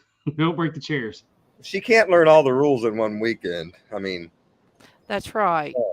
But she murdered, I mean, she has him singing soprano and she did a number on his shin too. Yes. Yeah. I shout out to my beautiful for doing the editing on the video. Do you know that we have improved 1,000% since Stephanie's become our producer? Like, really? Like, it's just amazing. I try to sing her praises on here every week because it is really great what she does for us, and we definitely appreciate it. Yes, she does. Oh, it was not planned. That was I did not plan that. I mean, I even said I wasn't going from to the heart. I can be your best friend, or I can be your worst fucking nightmare. Yep. You choose. You choose. Did you just come up with it on the fly, or did you think about that line before? No, I did not. Oh, that was pretty good. That was Austin 316 shit right there. I'll wear that T-shirt. I can be your best friend or your worst fucking nightmare. Yeah. Choose. Who I don't know. Potty mouth on this podcast. I mean, like I said, it was the adrenaline, completely the adrenaline. I mean, I was not planning on doing anything like that. So, but it kind of helps, now that the feud is over. So we're good.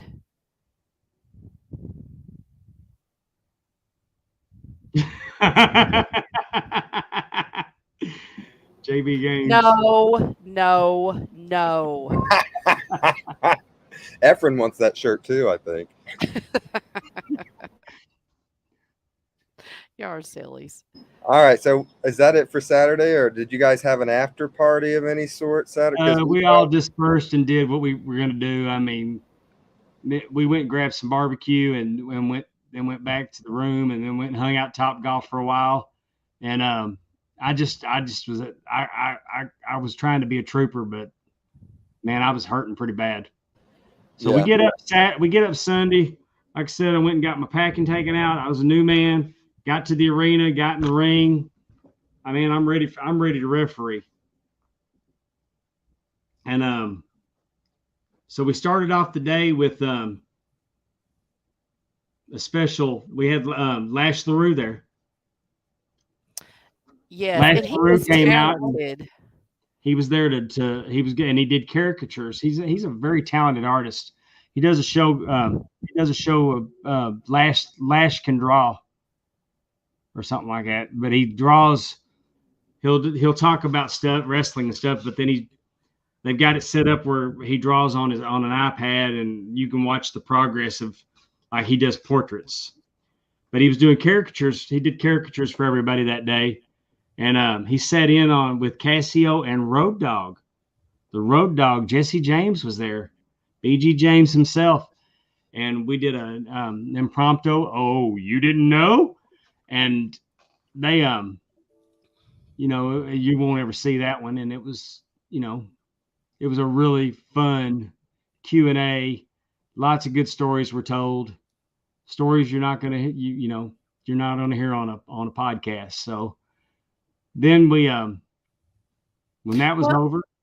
And you know what? Their podcast, that's exactly like, what we witnessed was exactly like their podcast, though. I mean, like, two people hanging out, maybe in the car All in together, fun. and just, just ribbing each other and just making each other laugh. Like, that is, if you all are not listening to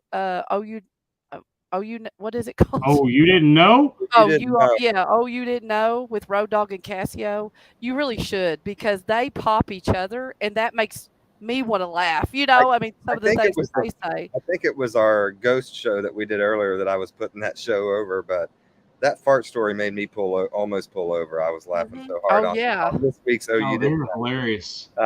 So yeah, those guys are great. And I want to put over JB Games, because he had the shirt idea of the night, which is Amy 316 says, I just effed Arn and FTR. She put the F in FTR. You are terrible. Oh, goodness. Anyway. So, Sunday, you did the thing with Brian, which I'm sure was fun. And I heard that there was a lot of stories that are probably not tellable on the Yeah, we're not going to tell them. No, I'm not asking you to. I'm just saying that would have been fun just to hear those things. Yeah. Right. And again, hear him telling. He's a great storyteller. I mean, he's funny, facial expressions, everything. He really does make it. So then we moved in to the game event. That was fun. Efren, exclusively on Premier Streaming Network. And he brought The Price is Right. And the last year when he did Family Feud at Top Guy Weekend Live, he had Josh Odom to help him with it. And they did a hell of a job, because this isn't just like press play on a game. These are heavily produced game shows. And Efren needed a little help with this one, and entered Josh's son and had a matching jacket. Super cute. And they tag teamed the shit out of that game, and man, it was something. And that was just the Price is Right stole the show. It did. And then they played a tribute video for Josh Odom, and I have access to it. I don't know if I can't download it. I can play it, and I don't know if I can share my screen. Don't they look so good? Yeah, they do.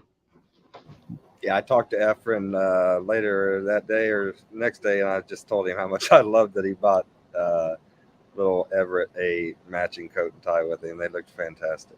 You should have seen Everett golfing Saturday night. Those FFP boys were teaching him how to golf, and he was doing a great job. I did see a picture of that, but I didn't see his actual performance. So I'm glad that he was. I watched I'm him. sure he was hitting it better than I do. We all. I mean, he got enough advice on how to golf to get him good and confused, but he did a hell of a job. And Efren is saying in the chat that it was Everett's idea to have the matching coat and tie, which is pretty cool. It is. I also know that Everett got at Dave and Buster's a ring thing that you wear with someone else when you're walking so that you're connected. Aww. And they wore it together, which was pretty sweet. He's a good kid. Yes, definitely. It was nice to spend time with him and Carla both. Definitely. And it was, a touching moment. And we were supposed to go right into the tussle, and Conrad called an audible and said, "Hey, what you guys? Why don't we take 15 or 20 here because we had to recompose." It was a beautiful tribute. And if we're not able to play that today, we'll definitely try to play that maybe at the end of the show next week, something like that. Well, I could probably play it at the end of the show tonight with Efren's permission. I'm sure that's why he sent it to me, so I'd play it. And it's part of. I think they played it again. That'd be good at the end of the show. That'd be a great way to end it. Oh, we'll do that. But and then we moved into the tussle. And first introduced out was brought Kevin Sullivan out. Yeah, that's true, JB. The music might get me dinged. I didn't think about that.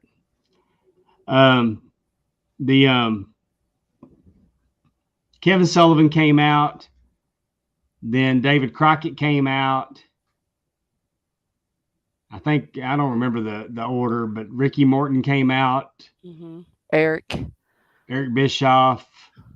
And last but not least, Double J. JARRETT. Ain't he great? Yes, he is. He's the freaking GOAT. Mm-hmm. And he came out, and Conrad was out there, and they put together, they laid it all out, and they formed a booking committee. Mm-hmm. And they decided, well, we're going to do the first match, we're going to do promos, and you watched the magic unfold on how they were taking their talent and they assessed them all. And, that one guy, well over 7 foot. Mm-hmm. Cruel. He was huge. Mm-hmm. I heard on the Bischoff show today that he's a super nice person too. Amy, you got to hang out with them a little bit, or no? That was Jimmy's team, but my team, but they all were. They were all super nice. I think too, this was a good chance for a lot of them. Again, like you said, you're being seen by David Crockett, Eric Bischoff, Jeff Jarrett, Conrad Tom. You're being in front of all these, Kevin Sullivan, all these people. I didn't think of it that way, but yeah, it's a good way to get yourself in front of Jeff Jarrett, who runs live events for AEW. Yeah. And Jeff Jarrett's got your eyes on you. Bischoff's seen you. Kevin Sullivan's seen you. But don't think those guys, when they talk to people in the wrestling business, they say, hey, there's a guy you might want to look at. Ricky Morton does it. I guarantee you Ricky Morton does it. I guarantee he didn't go back to NWA and doesn't mention, hey, you guys might want to take a look at this Ray Fury kid. You might want to take a look at this Damon Priest kid. There's others. I'm not excluding them. Just throwing them out. Right. But I know for a fact that there were guys that the babyface and heels that asked, like, Mr. Bischoff, can I ask you a question about this? And Jeff, so they were also looking to get, information or, get some feedback. And so, I think all the way around, not only for us, but some of those, independent wrestlers that are looking to improve or get seen or whatever. I mean, it was a wonderful opportunity for them too. And like I said, my guys were super nice. I And don't have any paper. I do want to bring up, which I heard Conrad talk today about how cool it was about Tiger Kid. What's his name? Yeah, Oh, yeah. Tiger Yeah. Kid. About how he wasn't even supposed to be there. And you guys voted to end up making him the champion. The St. Jude's thing, the money for that, and his kid just came back from St. Jude. I just think it's an unbelievable story. I mean, And that nobody knew. I mean, he No. got emotional because with the whole thing with St. Jude, nobody knew his backstory, that he had a kid.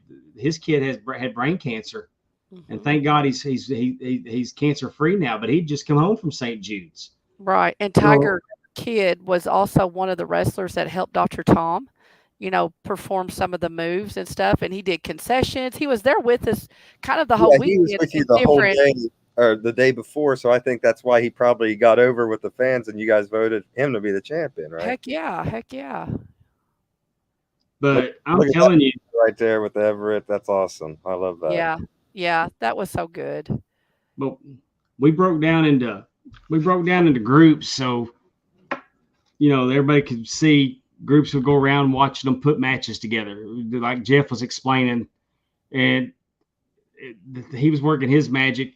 And then me and Brandon Toll were we were doing a referee seminar. We were telling them how we referee. So my indie ass would tell them what I'm doing, and then Brandon's television referee. So he was telling them, because the television animal is a lot different than the live event animal. I mean, television is really stringent. So there was the two perspectives. I mean, I really need to work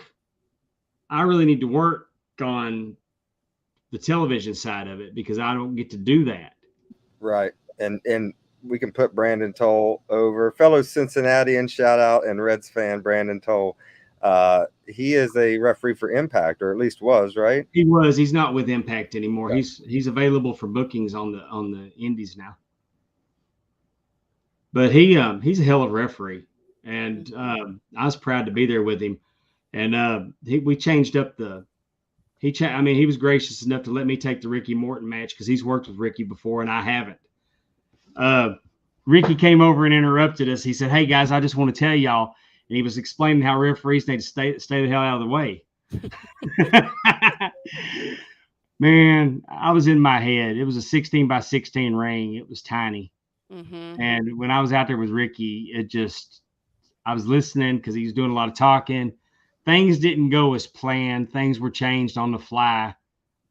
But I mean, I'm always my worst critic, but I was really in my head for that. I don't know. That picture right there that we're looking at, which is you and Brandon in the ring, Terry Weaver just looks like he wants to talk shit in that picture, but he's like, I'm not gonna do it.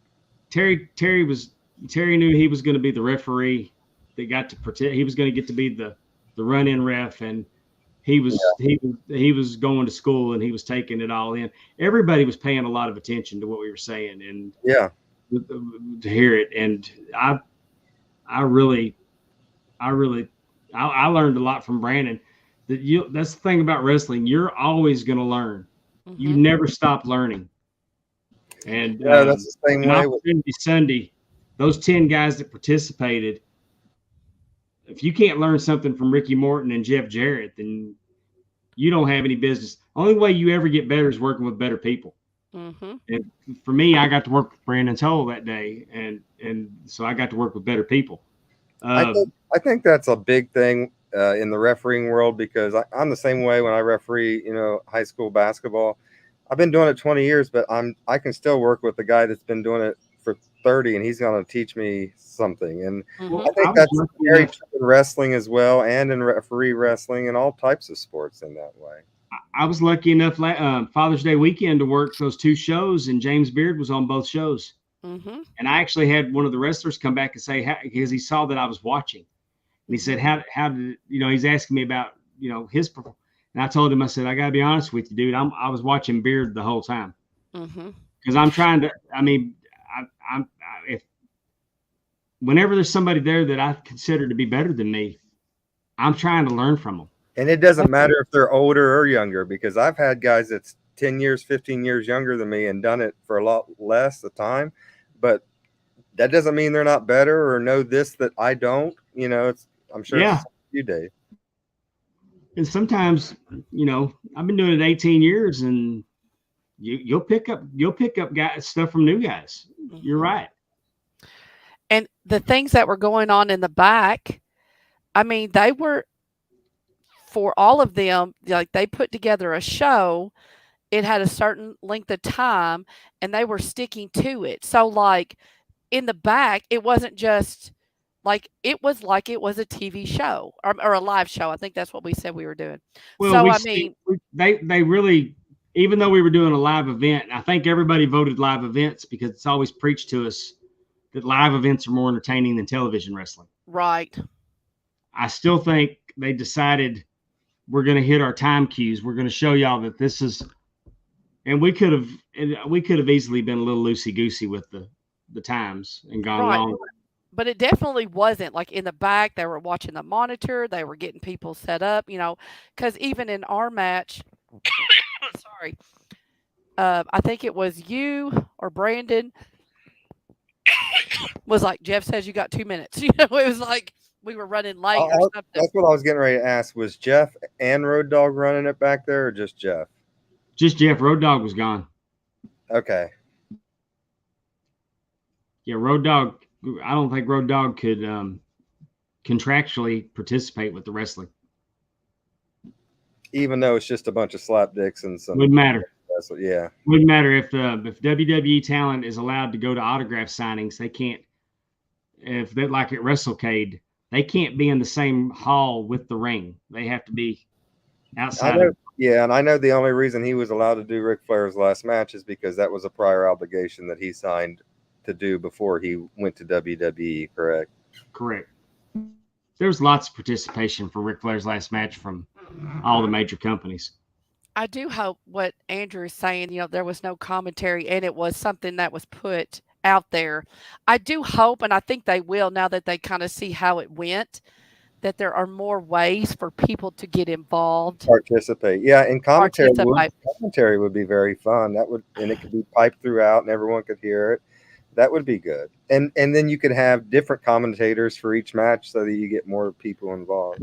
And that's kind of what they ended up doing. They had like different people ring the bell. They had different people doing the announcing, different manager. Like every heel team had a manager to allow people. Megan did like the promo interviews. Like she was that person. Lindsay sang the national anthem, which was fantastic. It was all, but I do think that they will, now that they see how successful, I think they could probably see where we could probably have a few more people do this or maybe give it a little bit more time. It was, again, that was one of those things that I got to be a heel manager, and I knew that if I got that opportunity that I went full force and did a Miss Elizabeth and Sherry Martel combo and absolutely loved every minute. And again, those guys that I was working with, were fantastic. And they made sure that I wasn't in the way or, I wasn't going to get hurt. And they would tell me to do stuff. And when we got back, we're like, yeah, Efren wanted me to give him my tiara back. No, it came home with me. And I know Joe had a great time. Joe Sorensen was a manager. Tony was. Sorensen did a good job. Sorensen did a good job. What's that other fellow that was out there with the guy with the That was Joe. Joe, yeah, he did a really good job because it looked like he's about to get hit and he sold it perfect. Exactly. Yeah, he got really. I mean, he came out with the Frat Daddy. I think. Yeah, that's Frat Daddy. Oh, yeah, Joe. So Joe came out with Frat Daddy to do the promo and be part of the show. And yeah, they did some they did some things where he looked like he was getting ready to get hit, and he had to. So Joe was really active in that match. So I mean, yeah, shoeless Joe, he lost his shoe. That was Amy, I really, thought you looked fantastic. I like the devil in the red dress, heel manager. thank you, thank Your you. face, the pictures that I saw, your facials were perfect. So I Yes, thought that was a blast. it Yeah, was, especially. Amy pushed the referee a lot in that match. I don't think so. I heard there was a purse incident. Is that There true? was a purse incident. He Yeah, thinks I caught her, but no, I let it slide. I played favorites. he thinks he She's saw my something. girl. He really didn't. But I that done was seen really somebody fun. I done seen somebody got kicked in the nuts this weekend, and I didn't want none of that smoke. But again, that was really fun because Pondwater got to be the ref for the match that I was the manager. So I got to do that with him. So that was really fun. And it was fun because obviously when the crowd are your friends, they're really amping it up for you and they're allowing you to play off of that. So, uh, it was really fun. Like I said, it was really fun. I just this I can't keep, stop smiling from the weekend. It was just everything I think that a fan would love to do. Yes. Yeah, I I, mean It I couldn't you know, understand you, Adam. that's what I was going to say, Amy. As someone that has been to the first three and not this one, that seems like such a fun experience to get involved in actually doing the wrestling, and whether it's managing or mhm. refereeing or whatever. That's really cool. Yes. I Yes. want to see. I want to see. Next year, I want somebody to actually get to referee the whole match, and like get to be in the and get like I could be in the ring with them, giving Mhm. them coaching with two refs in the ring. Be awful hard in that 16x16 though. Or But you could just be standing outside on the mat there and just coaching them from there, Kinda like how NWA used to do, right? Have one outside, one like a inside. referee manager. I've seen two referees in the ring. Early '82, world class did it. Well, JB go ahead. JB just came in with a low joke. He yelled at Pondwater during He the match, did. "Open your eye." I know, sold it. And another thing that was so poignant about the whole St. Jude thing, because again, after all of our fun in the ring, that was when Eric Bischoff, who had lost a bet, they ended up raising $13,500 for St. Jude. Um, they asked Lindsay to hold the check randomly, and I told Evan later, Lindsay is a cancer survivor. Yes, she Oh is. And wow. yeah, and he's like, I said, "Did you know that?" He's like, "No." So I mean, everybody up there in a very interesting way Yeah, and Well, I've let's coming heard out knowing it. I haven't heard her performance, but everything I've heard that she sang that absolutely fantastic. So well, Yes, good for yes. Lindsay. but And let's this talk guy, about Lucas, right over there by Eric, and he's doing the Scott Hall point. That's Lucas, and mhm, Lucas donated $10,000 mhm. Yeah, and because I heard his story where he had a rough life growing health wise, and Mhm. St. Jude saved he's his life. alive because of St. Yeah, Jude's. Yeah, because of an aortic valve, right? That they had developed. Um, Yeah, and he because wanted he, to give back though, and because he's I so mean, appreciative. everything about this whole weekend is just awesome story, and just like the Tiger Kid thing we talked about, Mhm. and this right here, and just how it connects everybody in such a positive way. It's fantastic. Efren did say that he yelled at Pondwater multiple times, "Turn around, Doug." I mean, Pondwater, which Yeah, is a we were doing reference. that to Doug that first year. That's a reference to Our good Top friend Guy Doug Weekend. Markham.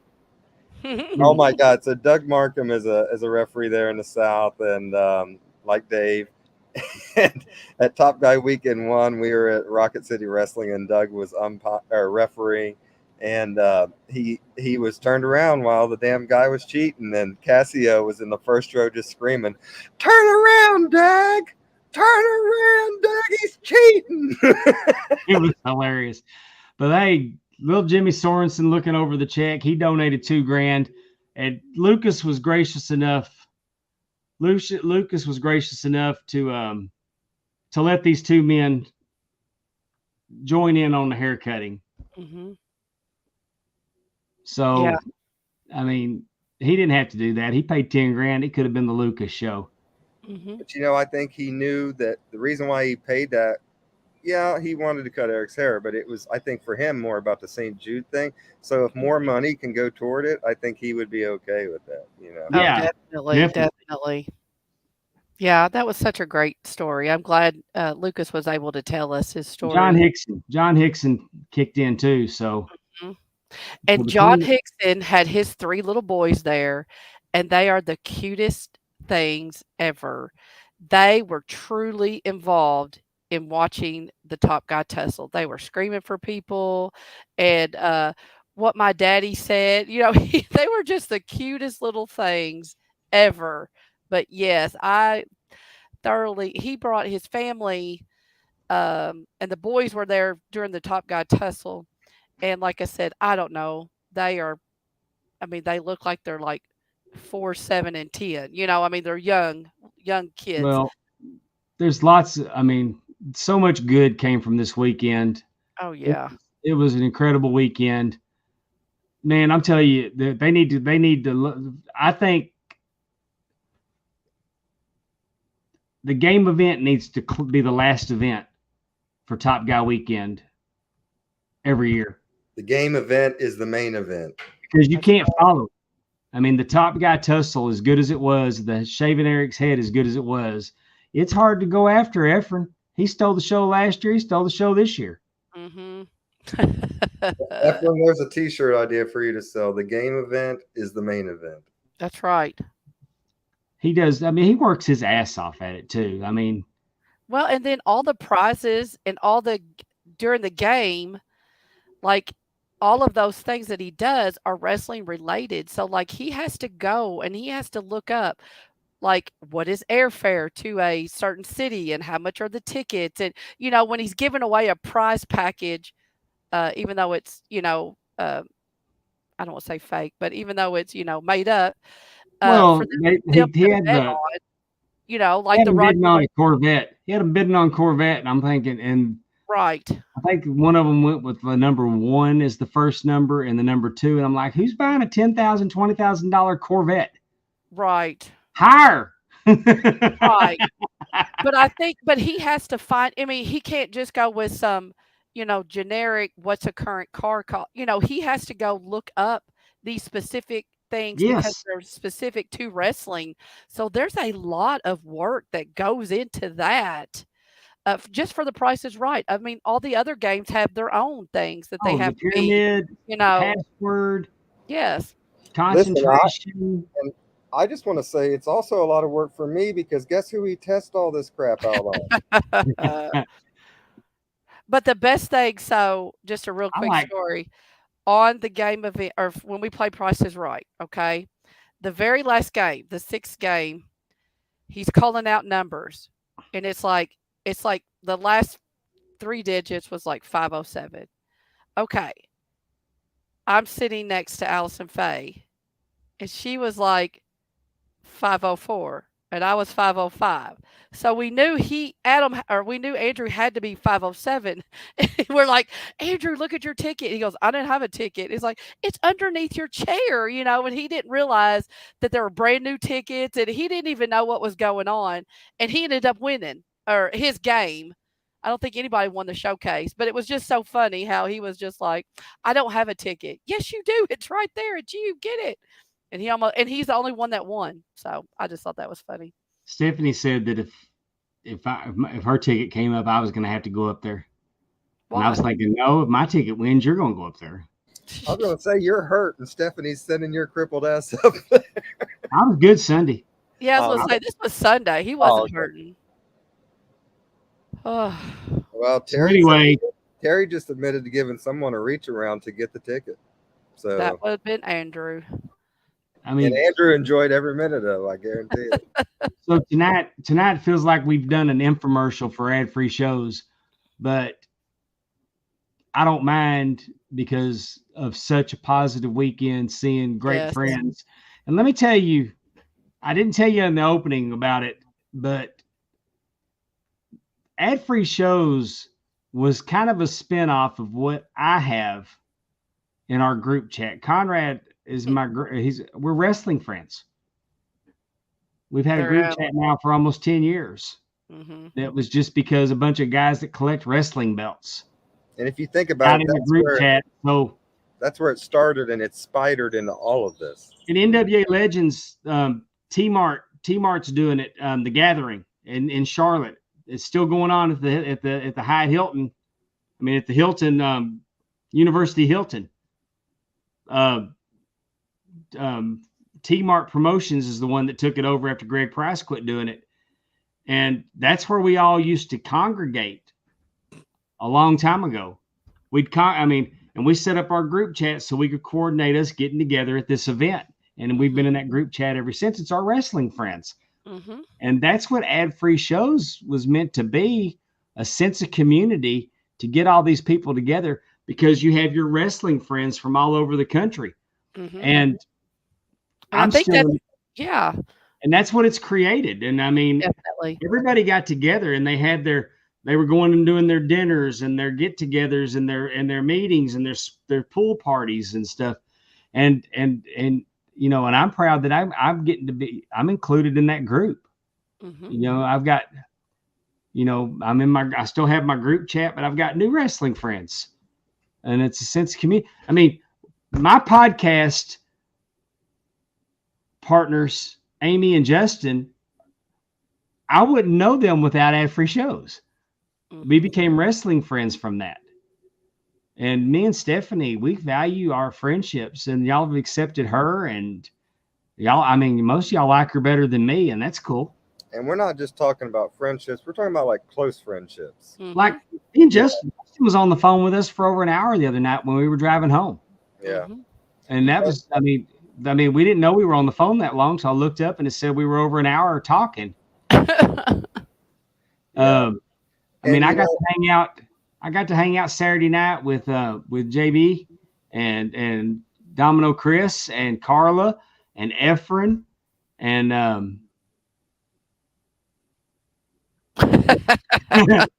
I mean, I got to see Josh and Andrew and Allison and it's just so cool because there are friends. Well, I got Allison. Allison was a wrestling friend, but I got Allison because my good friend Mark swiped right. I mean, left. Mm-hmm. Is it left or right? I never used it. But you know what's really cool is we have friends all over the country. So, like for me, if I go to, you know, wherever, I've friends all over the world now. Well, I was going to go to that. You know, I now have a friend from Ireland and Australia, and it's really cool for, you know, but wherever I go in the country, I know that I've probably got a wrestling friend that I've met through this whole thing that I could meet up with and hang out with, like me and Domino did in Cincinnati the other night. So exactly. I would have loved if we'd had time to hang out with Domino when he came through Mississippi, but he was on a tight schedule. Mm-hmm. And getting to see, I think the one thing I would recommend is that we all have big name tags on. Hello, instead of just writing it on our lanyards, because I see people, and sometimes it's hard when you get into when you meet them in person, when you've only seen them on a little bitty square on a Zoom chat. Mm-hmm. People look different in person. And they're JD 2040. Well, I don't even know what his name is. You know, Josh Fields mentioned we talked about wanting to meet up another time besides Top Guy Weekend. Well, we've done that. After we went to Jacksonville as a group one time. I stayed in a house with about 10 other slapdicks. Amy came over with her family. We all went to the AEW paper. Was it the first one or second one? I don't know. In Jacksonville. But Bruno, Jimmy, and Adam from Bama has been to my house. They came spent the weekend. Amy's coming this weekend. Mm-hmm. Pondwater, I don't think you were there for this weekend, but one time after Low-Key Big Hog Weekend, all Efren and a lot of us, they got together and got Tommy Rich to surprise Tony and Conrad at a live event in St. Louis. They bought Tommy Rich's airplane ticket, put him on an airplane. We put him in the hotel. He wanted flour for me all weekend. I kept hearing, "Hey, JD, you got that flour?" And I'm like, "Yeah, Tommy, come on."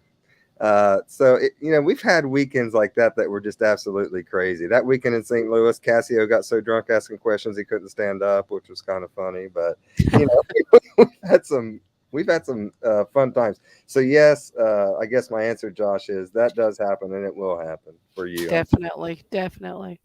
Well, I'm not gonna bill Conrad or Evan for the infomercial that we ran for Adfreeshows tonight, but definitely, if you're hearing this, reading the chat, this was, I mean, it's fam. We call it the AFS family, and they are. And this weekend was great, and I can't wait for the next one. Like, they just announced Starcast, and it's killing me that I know that I'm not going to make it to Chicago for Starcast this year. Mm-hmm.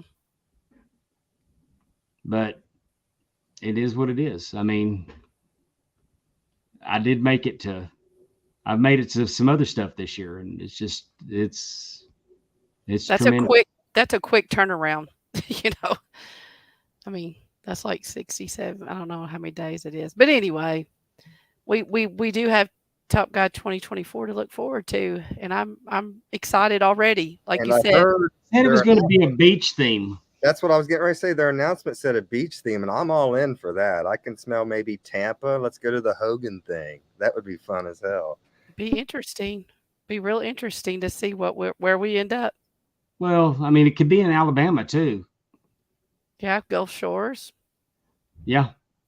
Which is not bad. I mean, I'm not against that either. I'm not getting in the ocean. I don't care if it's a beach or not. True. I don't get in the ocean. It's rough goings in Panama City. I don't either. When we were in Jacksonville, something put its whole mouth around my big toe with teeth, and it went around. And I ran out of the ocean, and I've never been back. I'm not getting back in. I'm going to the beach in September. I'm going. It's a guys' weekend, but I mean, hell, I saw bears in the ocean. Now, yeah, that's true. Bears in the ocean, hammerhead sharks swimming around in Alabama. Now, if Ocean Gate offered me a trip to the Titanic, I would take that. But that's about it. Guys, it's really been fun talking about this, hearing the stories from you guys. Like I said, just the community that we've made, the friends we've made. Look, I got my powers. I was so surprised by that picture. I couldn't believe it when I saw it. I couldn't do that on Saturday. If I'd have felt as bad Sunday as I felt on Saturday, I wasn't even going to go. I would have gone home early. I wouldn't have even stayed for all that. I'm glad you felt better. Efren said the thing that put its mouth around my big toe was Big Red. And you know what? It probably was. And Efren's another one. Him and I are literally like best friends. And we met the same weekend that I met you, Dave, at Low Key Big Hog Weekend. And just another thing that I'm so thankful for in friendship. I'm thankful for. And really all the people in this chat. I mean, I can go down the list of people that I have very close relationships because of Conrad Thompson and Adfreeshows. So I'm just going to end on that, guys. What do you guys want to say? Nope. I think you said it. I mean, like I said, I've definitely found some great friendships and treasure them, and can't wait to see you all again. Well, I mean, when I hug my friends bye, I tell them I love them. I do, and I got plenty of pictures. I've made sure to take the pictures all weekend. So, it's just, and my wife took pictures all weekend. Well, when I say I got the pictures, I mean, it's like, hey, get this picture. I mean, she was real good about making me take pictures. Like, I got pictures with some people several times. I'm the worst at that. I'll get back from like Top Guy Weekend 3. I'll be like, I got 2 pictures. I'm terrible. But I appreciate everybody. I appreciate everybody's listening tonight. I appreciate everybody that was here in the chat. Thank you so much for spending your Wednesday evening with us. And then, so we'd like to thank our producer, Stephanie Miller, for Justin Davis, for Amy Vaughn. I'm Palm Water Dave, reminding you not to be a monster. Wash your ass, brush your teeth, apply deodorant daily. And have a good night. Bye-bye, friends. Take care of yourself and each other. Good night, everyone. Bye-bye.